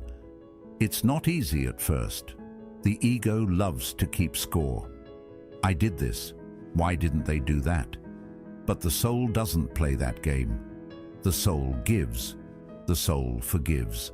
The soul moves on, not to avoid pain, but because it knows clinging to invisible contracts only leads to bitterness. And that bitterness, it's like drinking poison and waiting for someone else to feel it. Let it go. Write a new kind of contract, one that only involves you. One that says, I will speak honestly. I will show up fully. I will act with integrity, not because I expect a return, but because that's who I've chosen to be. That's where real strength begins. That's where you stop being controlled by disappointment. Because disappointment doesn't come from others, it comes from your story about them. Carl Jung also said, everything that irritates us about others can lead us to an understanding of ourselves. And what irritates us most? When people don't act how we imagined, when reality doesn't match the emotional contract we were secretly holding. But instead of using that as fuel for frustration, use it as fuel for growth. Ask, what was I expecting? Why did I expect that? Was that fair? Sometimes it's not about lowering your expectations. It's about letting go of the hidden ones, the ones you never voiced, the ones you didn't even know were running the show. Once those are gone, something beautiful takes their place. Gratitude. You start to appreciate people for what they do bring, not just what they don't. You begin to see life not as something that owes you a return on every investment, but as something rich in unpredictability. And oddly enough, when you stop expecting so much from others, they often show up more sincerely, because there's no pressure, no scorekeeping, no silent weight they can feel but can't understand. You're just free. And if you've ever wondered why life feels so heavy sometimes, it's not always because of what's happening. It's often because of what you expected to happen and now have to let go of. Most of the pain you carry isn't from what the world does to you. It's from who you think you have to be in it. The person you believe you are, or more accurately, the person you think you're supposed to be, is often the very reason you feel offended, rejected, or overwhelmed. That identity, the image you've been shaping and protecting for years, isn't just how you see yourself. It's a contract your ego wrote behind your back, full of terms that you never consciously agreed to, yet follow every single day. It says things like, if I'm smart, I can't be wrong. If I'm kind, people must treat me gently. If I'm successful, everyone should respect me. These rules seem invisible, but you feel them every time someone touches a nerve. Every time someone questions you, interrupts you, underestimates you, or doesn't see you the way you see yourself, something inside tightens. And it's not just discomfort, it's fear. Fear that this identity you've built is being challenged. And if that identity breaks, you're left wondering what's underneath. Plato once said, the first and best victory is to conquer self. But how do you conquer something you don't fully understand? Most people don't realize that the image they're defending isn't who they truly are. It's a mask, a performance, a structure of beliefs built on experience, repetition, and the need to survive emotionally. It's not evil, it's not wrong, but it's fragile. And that's the problem. You suffer every time the world doesn't match your inner script. If someone calls you lazy and you see yourself as hard-working, the sting isn't in their words, it's in the clash. If someone ignores you and you pride yourself on being important, the pain isn't in the silence, it's in what it says about your value. Your identity resists anything that contradicts its narrative, and when it resists, it creates conflict, inside first, then outside. Carl Jung said, "We cannot change anything unless we accept it," and that includes the self. But acceptance doesn't mean passivity. It means recognizing the parts of you that are built on fear, approval, and pressure, and being willing to let them soften, being willing to question them. Because when you ask, "Who am I, really?" most people respond with roles, titles, labels. I'm a good person. I'm a leader. I'm not someone who gets disrespected. But these identities are often built defensively, not to express who we are, but to avoid who we fear being. So we hold tightly to them, and the tighter we hold, the more easily we break. What if your identity contract didn't need to be defended? What if you didn't need to be seen as right all the time, or strong all the time, or unbothered all the time? What if you could just be, without explanation, without apology, without the mental gymnastics of proving who you are? Socrates reminded us, the unexamined life is not worth living, and when you stop to really examine your emotional patterns, what you often find is that pain follows protection. The more you protect an identity, the more vulnerable you become to anything that threatens it.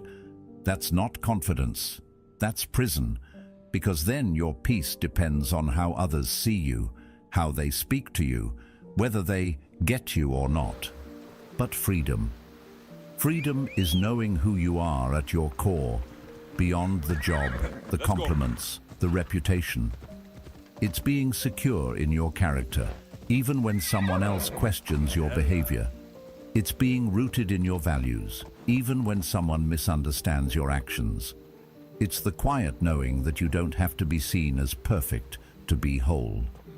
Aristotle believed that knowing yourself is the beginning of all wisdom, but knowing yourself means more than just being aware of your preferences or goals.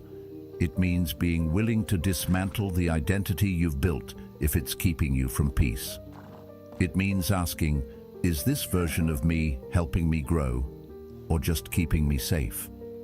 Safe from judgment, safe from rejection, safe from ever having to admit you're still learning, still evolving, still unfinished. And when you let go of the identity contract, something surprising happens. You become less reactive. You stop seeing every disagreement as a personal attack. You stop needing every interaction to affirm who you are. You don't need to correct every misunderstanding. You don't need to chase every lost perception. You can let people think what they think because you know who you are, and that knowing doesn't need defending. But here's the paradox. Off we go. The ego convinces you that defending your image is strength, that being seen as certain, unshakable, and always composed is the goal. But real strength is humility. It's being able to say, yes, I used to believe that. I've changed. Or maybe I was wrong. Or I don't need to convince you. That's not weakness, that's power. Because now your identity isn't rigid. It's alive. It breathes. It adapts.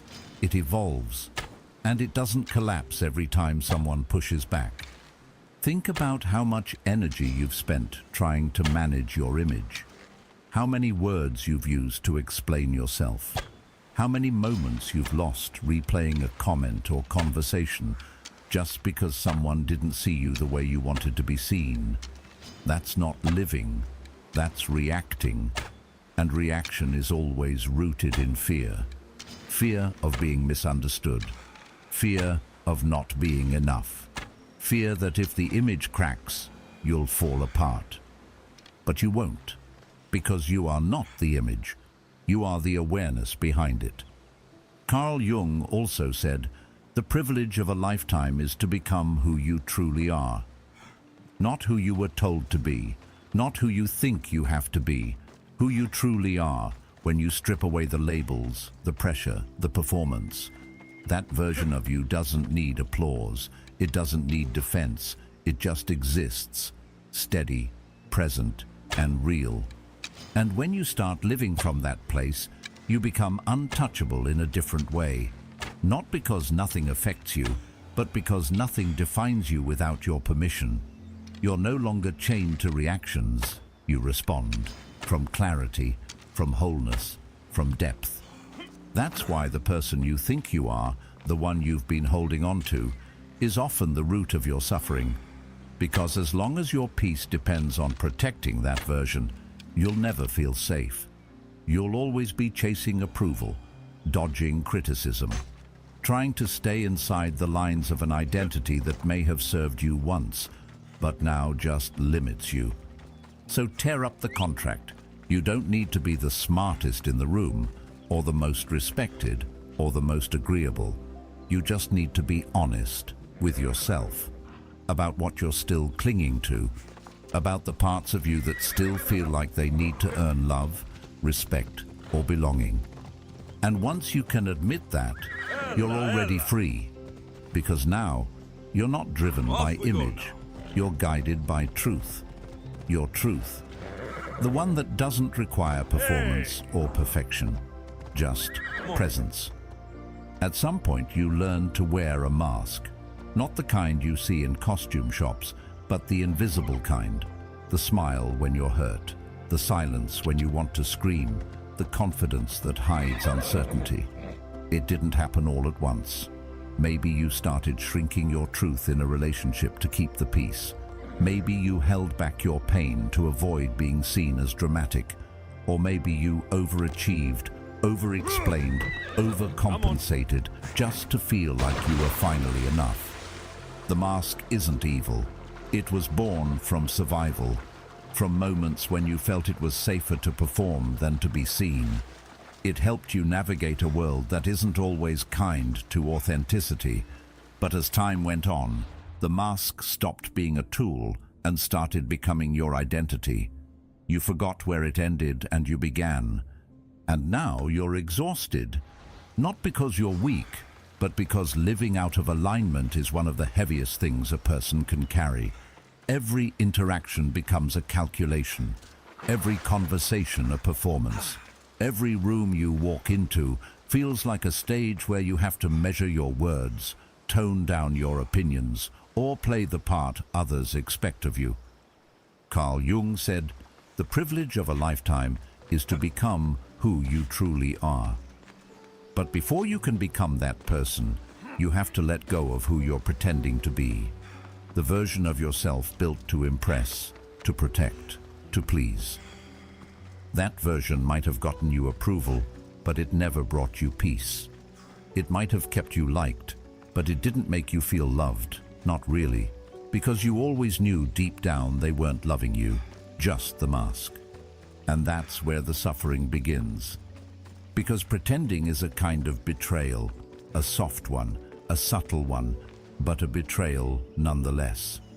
Every time you silence your truth to be accepted, a piece of your soul pays the price. Every time you laugh at something that hurts you, downplay your needs, or act unaffected when you're actually falling apart, the gap between who you are and who you present widens. Socrates once said, "To know thyself is the beginning of wisdom." But knowing yourself requires looking at the parts you've hidden, not just from others, but from yourself. It means asking the hard questions.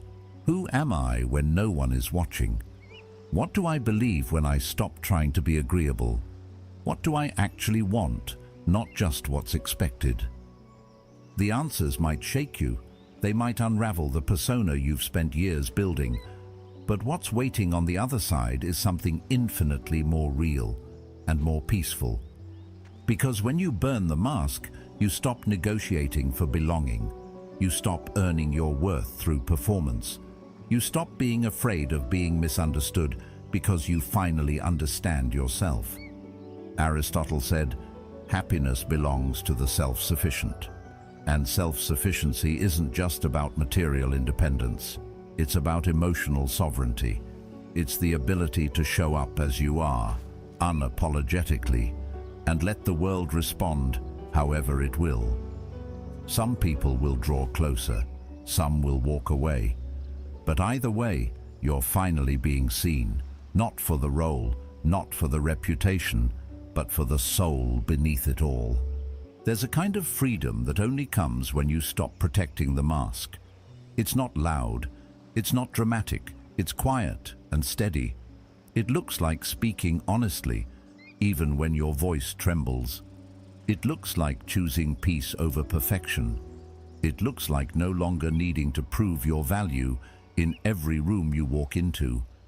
And no, it doesn't mean you abandon growth. It means you grow from truth, not pressure. It means you develop, not to become worthy, but because you already are. You're not chasing wholeness anymore. You're coming back to it. People will feel the difference. When you live without a mask, your presence becomes magnetic. Not because you're trying to be impressive, but because you're real. Because people can sense when someone is grounded in their truth. There's a quiet strength in it, a peace that doesn't need to be explained. The world may not always reward it, but your soul will.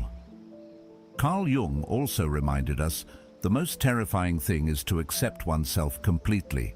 But if you can do that, if you can look at your fears, flaws, and desires without turning away, you'll stop needing the mask. Because now you're not hiding from others. You're no longer hiding from yourself. Most people walk through life hoping it'll be smooth, calm, predictable. They say things like, I just want peace, or I can't handle another problem right now, as if life is supposed to wait until they feel ready. But life doesn't ask for your permission. Chaos doesn't knock before it enters. The question is never if it'll arrive.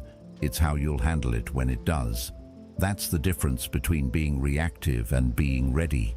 Emotional resilience isn't built in peaceful moments. It's built before the storm, in silence, through something the Stoics called premeditatio malorum, the premeditation of evils. The idea was simple but powerful. Visualize what could go wrong before it does, so you're not blindsided by it. Not to create fear, not to attract suffering, but to rehearse your response, to train your mind for impact before impact hits. Most people don't do this. They walk around with unspoken assumptions. Today will go well, people will be respectful, nothing will go wrong. So when someone's rude, when a plan falls apart, when emotions run high, they collapse. Not because the situation was unbearable, but because they never mentally prepared for it. And what you don't prepare for will own you.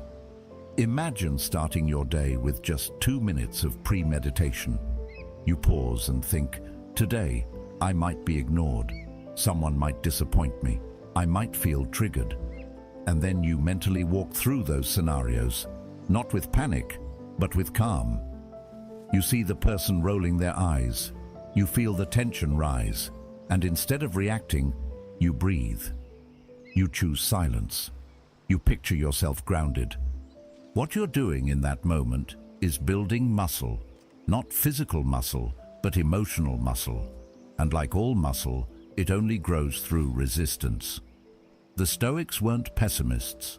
They weren't obsessed with pain. They were wise enough to know that the best way to stay calm is to expect the heat and rehearse staying cool inside it.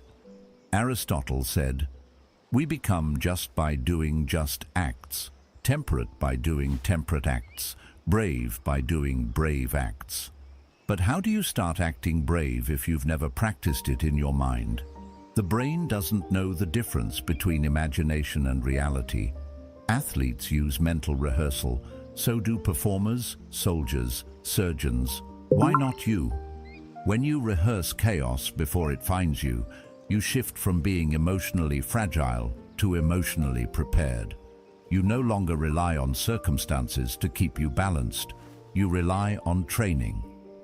And that training is simple. Visualize the hard thing and visualize yourself moving through it with grace. Think about how powerful that is. Someone interrupts you in a meeting. In the past, your heart would have jumped, your pride would have snapped back. But now, you've seen this before, in your mind. You've trained for this, so you pause, you breathe, you let the moment pass without letting it control you. That pause, that's the product of rehearsal. Carl Jung said, "Until you make the unconscious conscious, it will direct your life, and you will call it fate." Mental premeditation is how you make the unconscious conscious. You shine light on the situations that usually trigger you and say, "I see you coming." And because you've already practiced your piece, you don't have to build it in the middle of the storm. This isn't about becoming paranoid, it's about becoming prepared. Life will bring discomfort. That's not a flaw in the system, it's part of the design. People will misunderstand you. Delays will happen. People you love will disappoint you. If you expect smoothness, every bump feels like an attack. But if you've rehearsed the bumps, you glide over them, not because they don't hurt, but because they don't surprise you. Socrates once said, "The secret of change is to focus all of your energy not on fighting the old, but on building the new." Rehearsing chaos isn't about obsessing over the past. It's about building new wiring in your mind, so when tension comes, you don't default to panic or blame. You default to stillness. You become like a ship that doesn't sink when the waves hit, not because it never encountered a storm, but because it was built for it. That's what you're doing every time you mentally walk through a difficult moment and train your reaction, not to be perfect, but to be present, not to control the world, but to stay in control of yourself. And here's what happens when you live this way. The world stops feeling so threatening, not because it changes, but because you change. You stop fearing people's opinions because you've already rehearsed, not needing them. You stop dreading tough conversations because you've already imagined staying grounded through them. You stop reacting to every inconvenience like it's personal, because you've trained your mind to see it as a test, not an attack. Peace is a practice. Strength is a rehearsal. You don't become calm by accident. You become calm by choice, made over and over again in your thoughts before the moment arrives. So start small.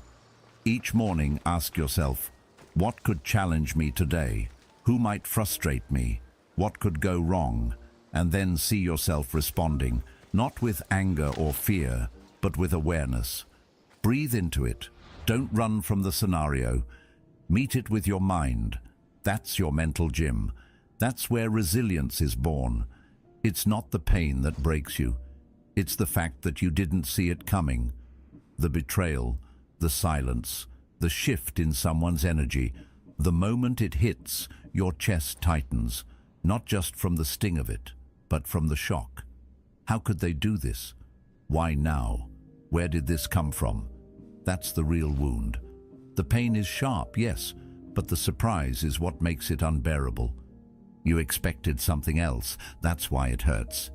You assumed loyalty would be returned, that your effort would be seen, that someone would treat you the way you would have treated them.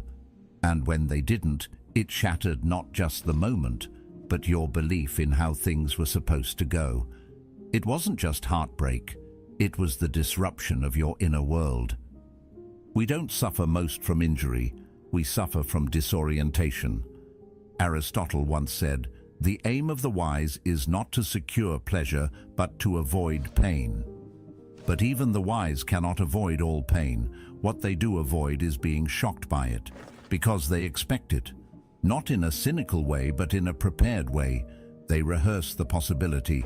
They leave space for life to be unpredictable, for people to be imperfect. And in that space, they cushion themselves from collapse. The moment you think the world owes you consistency, you've set yourself up to be knocked off center. You might not realize it, but you're carrying expectations around like invisible glass towers. You build them without warning. You stack them on people, on plans, on circumstances, and when life bumps into them, and it always does, they crash, and you call it pain. But it wasn't the bump, it was the blindness. You didn't think it could happen, that they could change, that life could turn left so quickly, and so you crumble. Not because you're weak, but because surprise feels like betrayal. And betrayal, even when unintentional, shakes the foundation. Carl Jung said, "What you resist persists." And we resist acknowledging that people are unpredictable, that outcomes can shift, that tomorrow is not promised. So we cling to how we think things should unfold. And when they don't, we interpret the change as suffering. But what if you stopped expecting smoothness? What if instead you built your internal world with enough flexibility to absorb the impact? That doesn't mean living in fear. It means walking into life with open eyes, seeing things clearly, preparing your mind, not for disaster, but for reality. The Stoics understood this. They practiced premeditatio malorum, the premeditation of adversity. They would wake up and ask themselves, who might upset me today? What hardship could I face? Not because they were pessimists, but because they knew that pain is inevitable. But being shocked by it is optional. It's the difference between being hit and being hit off guard. You've felt this before. The moment you were criticized out of nowhere, the breakup you didn't expect, the job you thought was secure that suddenly vanished, the pain itself you could have handled, but the story your mind told, the story that said this isn't how it was supposed to go, that's what broke you. Socrates reminded us, he who is not contented with what he has would not be contented with what he would like to have. That includes emotional expectations. If you demand constant ease, constant praise, constant alignment with your ideals, then you'll live in a state of emotional fragility. Every deviation becomes devastation. But when you begin to expect that pain is part of the journey, not the enemy, but the teacher, you start to move differently. You stop reacting like a victim and start responding like a student. You stop asking, why me? And start asking, what now? The surprise fades, the shock softens, and what remains is clarity. That clarity says, yes, it hurts. But no, I'm not broken. It says, I didn't see this coming, but I was ready anyway. That's a powerful place to live from. It's not about anticipating every event. You can't. Life will always hold surprises, but it is about shifting your relationship to those surprises. Learning not to build your identity around what you expect, but around how you adapt. When someone lets you down, it doesn't shake your foundation because you never built it on them in the first place.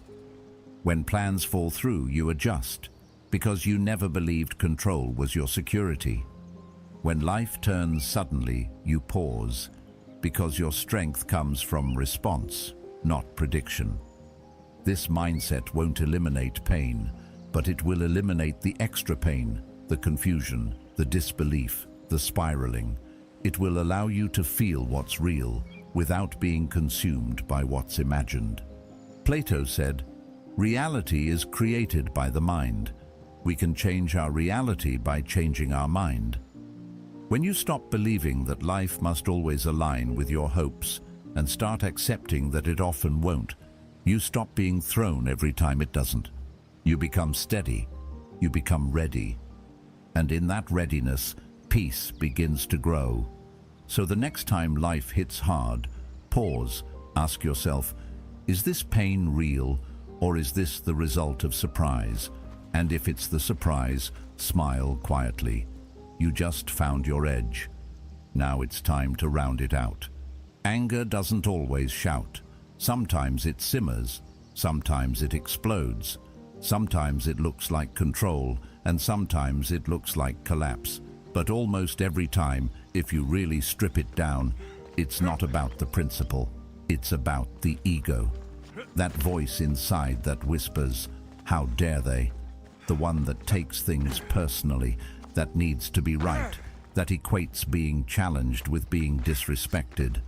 The truth is, anger, especially the kind that owns you, isn't a noble defender of justice. It's usually just pride in a costume. We love to think our anger is justified. We say things like, "I'm just standing up for myself," or "I won't let anyone treat me that way." But beneath those phrases is often a fragile identity trying to protect itself from being pierced. We confuse ego preservation with personal integrity, but they're not the same. Carl Jung said, "Everything that irritates us about others can lead us to an understanding of ourselves." That irritation, that quick rise of emotion, it's a flare, not from the world, but from within. It signals where we've attached our worth to something external, someone's approval, someone's tone, someone's understanding. And when that external thing shifts, our ego scrambles, it panics, it burns, and that fire becomes our reaction. Anger can feel powerful, it can feel clarifying, even addictive, because it gives you something to hold when things feel out of control. It becomes a mask for deeper emotions you don't want to face: shame, insecurity, fear of not being seen. And so instead of asking, "Why does this hurt?" you say, "They shouldn't have done that." The attention shifts outward. The energy turns defensive. The wound hides. Socrates once said, "An unexamined life is not worth living," and an unexamined anger is especially dangerous, because it convinces you that it's noble, that it's honest, that it's who you are. But anger, left unexamined, becomes a tool of the ego. It doesn't ask for truth. It demands dominance. It doesn't seek peace. It seeks validation. We've all felt it, that moment when someone interrupts you and your body tightens, when you're criticized and your pride jumps in to defend, when you're misunderstood and you feel the urge to correct, to shout, to prove. But those reactions don't come from clarity. They come from identity, from the unconscious belief that I must be seen a certain way or I am not enough. Aristotle said, "Anybody can become angry, that is easy. But to be angry with the right person, to the right degree, at the right time, for the right purpose, and in the right way, that is not easy." That kind of anger is rare, because most people don't pause to check the source. They just let it spill, onto loved ones, onto strangers, onto themselves, and then they live in the aftermath: apologies, guilt, distance, regret. But what if you did pause? What if, in that heated moment, instead of speaking from fire, you asked yourself, "What part of me feels threatened right now?" That question softens the edges. It brings light to the ego's grip, and once you see it, you're not held hostage by it anymore. The ego thrives in silence, in your silence. It grows when you don't examine your reactions, when you confuse volume with truth, when you let pride speak louder than presence. But when you bring awareness into the heat, the ego shrinks, not instantly, but steadily. This isn't about becoming emotionless. It's about becoming conscious, so that your anger doesn't destroy what you're trying to protect, so that you stop fighting for your identity and start living from your essence. There's a difference. One is reactive, defensive, exhausting. The other is calm, grounded, free. Plato said, "Wise men speak because they have something to say, fools because they have to say something." When anger rules you, you have to say something. You feel compelled to defend, to prove, to explain. But when you're grounded in truth, you can speak only when it serves peace. You can stay silent not out of weakness, but out of power. And here's the paradox. The less you act from ego, the more people feel your strength. You stop chasing validation and start radiating stability. You stop needing to win arguments and start owning your energy. People feel safer around you, not because you're passive, but because you're not explosive, because your calm is real. So when anger comes, and it will, don't fight it, don't shame it. Just slow it down, peel it back. Ask yourself, what am I protecting right now? What belief about myself feels at risk? And then breathe. Because that breath, that space, that's where you take your power back. You won't always get it right. You'll snap sometimes. That's okay. Growth isn't perfect, but every time you choose reflection over reaction, you rewrite the script. You become less controlled by pride, more anchored in truth. Most people think power is loud, that it looks like dominance, quick words, sharp comebacks, that if you don't speak up immediately, you've lost the moment. But real power, deep, grounded, unshakable power, often looks like stillness. Not because you have nothing to say, but because you're strong enough to wait, because you've realized that silence isn't weakness, it's wisdom. In the space between reaction and response, there's a door. Most people rush right past it. Something gets said, emotions rise, and the mouth opens before the mind catches up. But when you pause, when you say nothing and feel everything, you enter that door. That's where awareness lives. That's where you stop being driven by emotion and start observing it. Carl Jung once said, "Until you make the unconscious conscious, it will direct your life and you will call it fate." The sacred pause is how you begin making the unconscious conscious. It's how you step outside the automatic programming, the defensiveness, the insecurity, the ego, and ask, what's really going on in me right now? That one breath, that one beat of silence, tells you more than 1,000 words ever could. It shows you where your wounds are, where your triggers live, where your values begin and your pride ends. It reveals whether you're about to speak from clarity or from fear, whether what you're about to say is helpful or just habitual. We live in a culture that idolizes speed, quick replies, instant opinions, but wisdom doesn't rush, truth doesn't shout, and the people who've mastered themselves the most aren't the ones with the best arguments. They're the ones who can hold silence without needing to fill it. Aristotle said, "Knowing yourself is the beginning of all wisdom." But self-knowledge doesn't arrive in the middle of an emotional storm. It comes in the stillness, in the pause, in the choice not to lash out just because something stung. When you feel everything, without reacting to all of it, you gain access to something most people never touch: discernment. You learn the difference between pain and truth, between urgency and importance, between what needs to be said now and what's better left unspoken. Sometimes, the most powerful thing you can do is not defend yourself, not because you're surrendering, but because you no longer need every moment to prove something. You're not building your identity on reactions anymore. You've outgrown that. You'd rather be at peace than be right. You'd rather be aligned than be loud. Socrates reminded us, the greatest way to live with honor in this world is to be what we pretend to be. And most of us pretend to be strong. But strength isn't in dominance, it's in discipline, in the ability to hold your energy, to observe the chaos without becoming it, to stay grounded even when your emotions beg you to speak. This doesn't mean you suppress how you feel. It means you feel more, not less. You feel deeper. Because when you don't rush to react, you finally hear the full message your emotions are trying to send. You realize that the anger is protecting something vulnerable, that the sadness isn't weakness, it's longing, that the anxiety is pointing to where you still seek control, and you can sit with all of it without judgment. This is emotional sovereignty, the ability to respond from awareness rather than react from conditioning. And the beautiful part?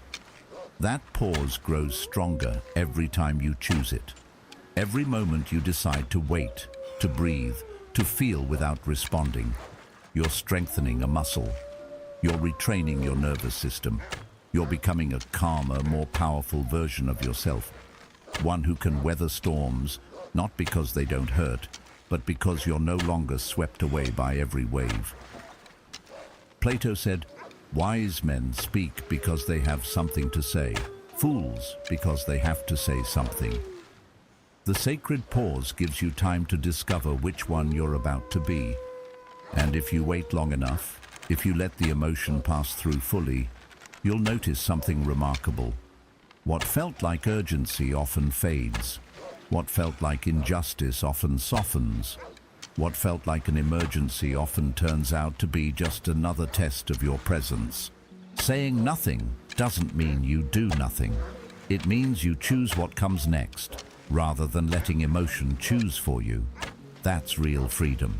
That's what separates those who are owned by their reactions from those who own their responses. So the next time your emotions rise, pause.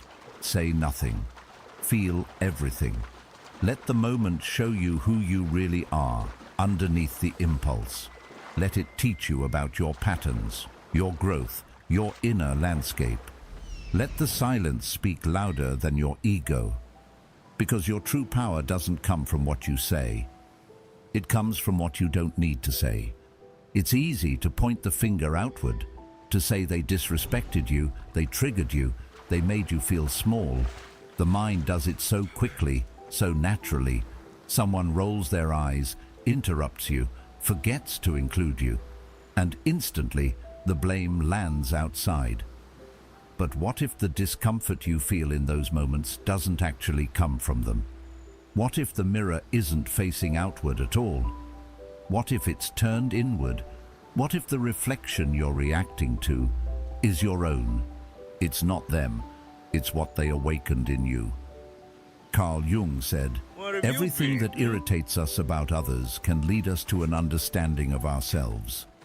That irritation, that tightness in your chest, that heat behind your eyes, it's a flare, not a weapon, not an attack. A flare pointing you toward an unhealed part of yourself. And if you're willing to look, really look, you'll see it's not the other person you're at war with. It's the story you've been telling yourself for years. The story that says you have to be liked to be worthy. That you must always be right to be respected. That if someone doesn't choose you, there must be something wrong with you. These stories live deep. And they sit silently until someone, usually unintentionally, bumps into them. When that happens, it's not their behavior alone that hurts. It's the echo of the wound inside. That's why the same situation can make one person explode and another stay calm. It's not the moment, it's the meaning, the filter, the history underneath. Think about it. You're ignored in a conversation. One part of you brushes it off. Another part spirals. Why? Because being ignored might not just feel rude, it might remind you of something older. A moment where you felt invisible as a child. A time when your voice didn't matter. The pain isn't new. It's been waiting, and the other person just held up the mirror. But most people don't pause long enough to see that. They react. They point. They push away the discomfort instead of pulling it closer and asking, "Why does this moment feel so sharp?" The world becomes a minefield full of potential threats, when in truth, the only thing that's being threatened is an idea you've wrapped around your identity. Aristotle said, "Knowing yourself is the beginning of all wisdom." But self-knowledge isn't always pleasant. It asks you to stop blaming and start investigating. It requires the courage to say, "It's not just what they did, it's what it touched in me." That shift is hard, but it's the doorway. Because once you take responsibility for your reaction, you regain power. Not power over others, power over yourself. You stop being controlled by every glance, every tone, every offhand comment. You see the trigger. You feel the pain. But now, instead of projecting it outward, you trace it inward, and that tracing leads you somewhere real. You may find an old belief that no longer serves you, or a part of yourself you've been neglecting, or a version of you that still feels 10 years old and unworthy. And suddenly, the moment that looked like rejection becomes an invitation to heal, not just defend. Socrates once said, "The shortest and surest way to live with honor in the world is to be in reality what we would appear to be." And in reality, we are not as calm as we pretend to be, not as healed, not as unfazed. The mirror moments, the ones that provoke us, reveal where the work is still unfinished. And that's not failure, that's guidance. You don't need to be ashamed of your reactions. You just need to be curious about them, to sit with them long enough to ask, what part of me still believes this? Because once you see it, really see it, you can begin to choose differently. The next time someone disrespects you, pause. Ask, what belief about myself is being activated right now? The next time someone leaves you out, ask, why does this make me feel abandoned? You'll start to notice a pattern. You'll stop reacting to the person and start responding to the pain. And that's when healing begins. Because when you realize that the mirror is inside, you stop needing the world to fix itself for you to be okay. You stop demanding perfect behavior from imperfect people just so you can feel whole. You no longer require constant reassurance, constant agreement, constant validation. You understand that the world will keep reflecting, and your job is to keep looking. Plato said, "The greatest wealth is to live content with little." That includes needing little from others to maintain your peace. When your sense of stability comes from self-awareness, not external behavior, you become far more resilient, far more grounded, far more present. And when you live like that, people notice. Not because you tell them, but because you stop reacting like someone desperate to control the narrative. You stop fighting shadows. You stop chasing apologies. You let people be who they are, and let those moments teach you about who you are. So the next time someone shows you something uncomfortable, don't just flinch and walk away. Don't rush to defend or correct. Ask yourself, what is this showing me about me? Most people live trapped inside their own reactions. They hear a tone, see a look, feel an energy shift, and suddenly they're deep in it, defending themselves, overthinking, matching the other person's mood without even realizing it.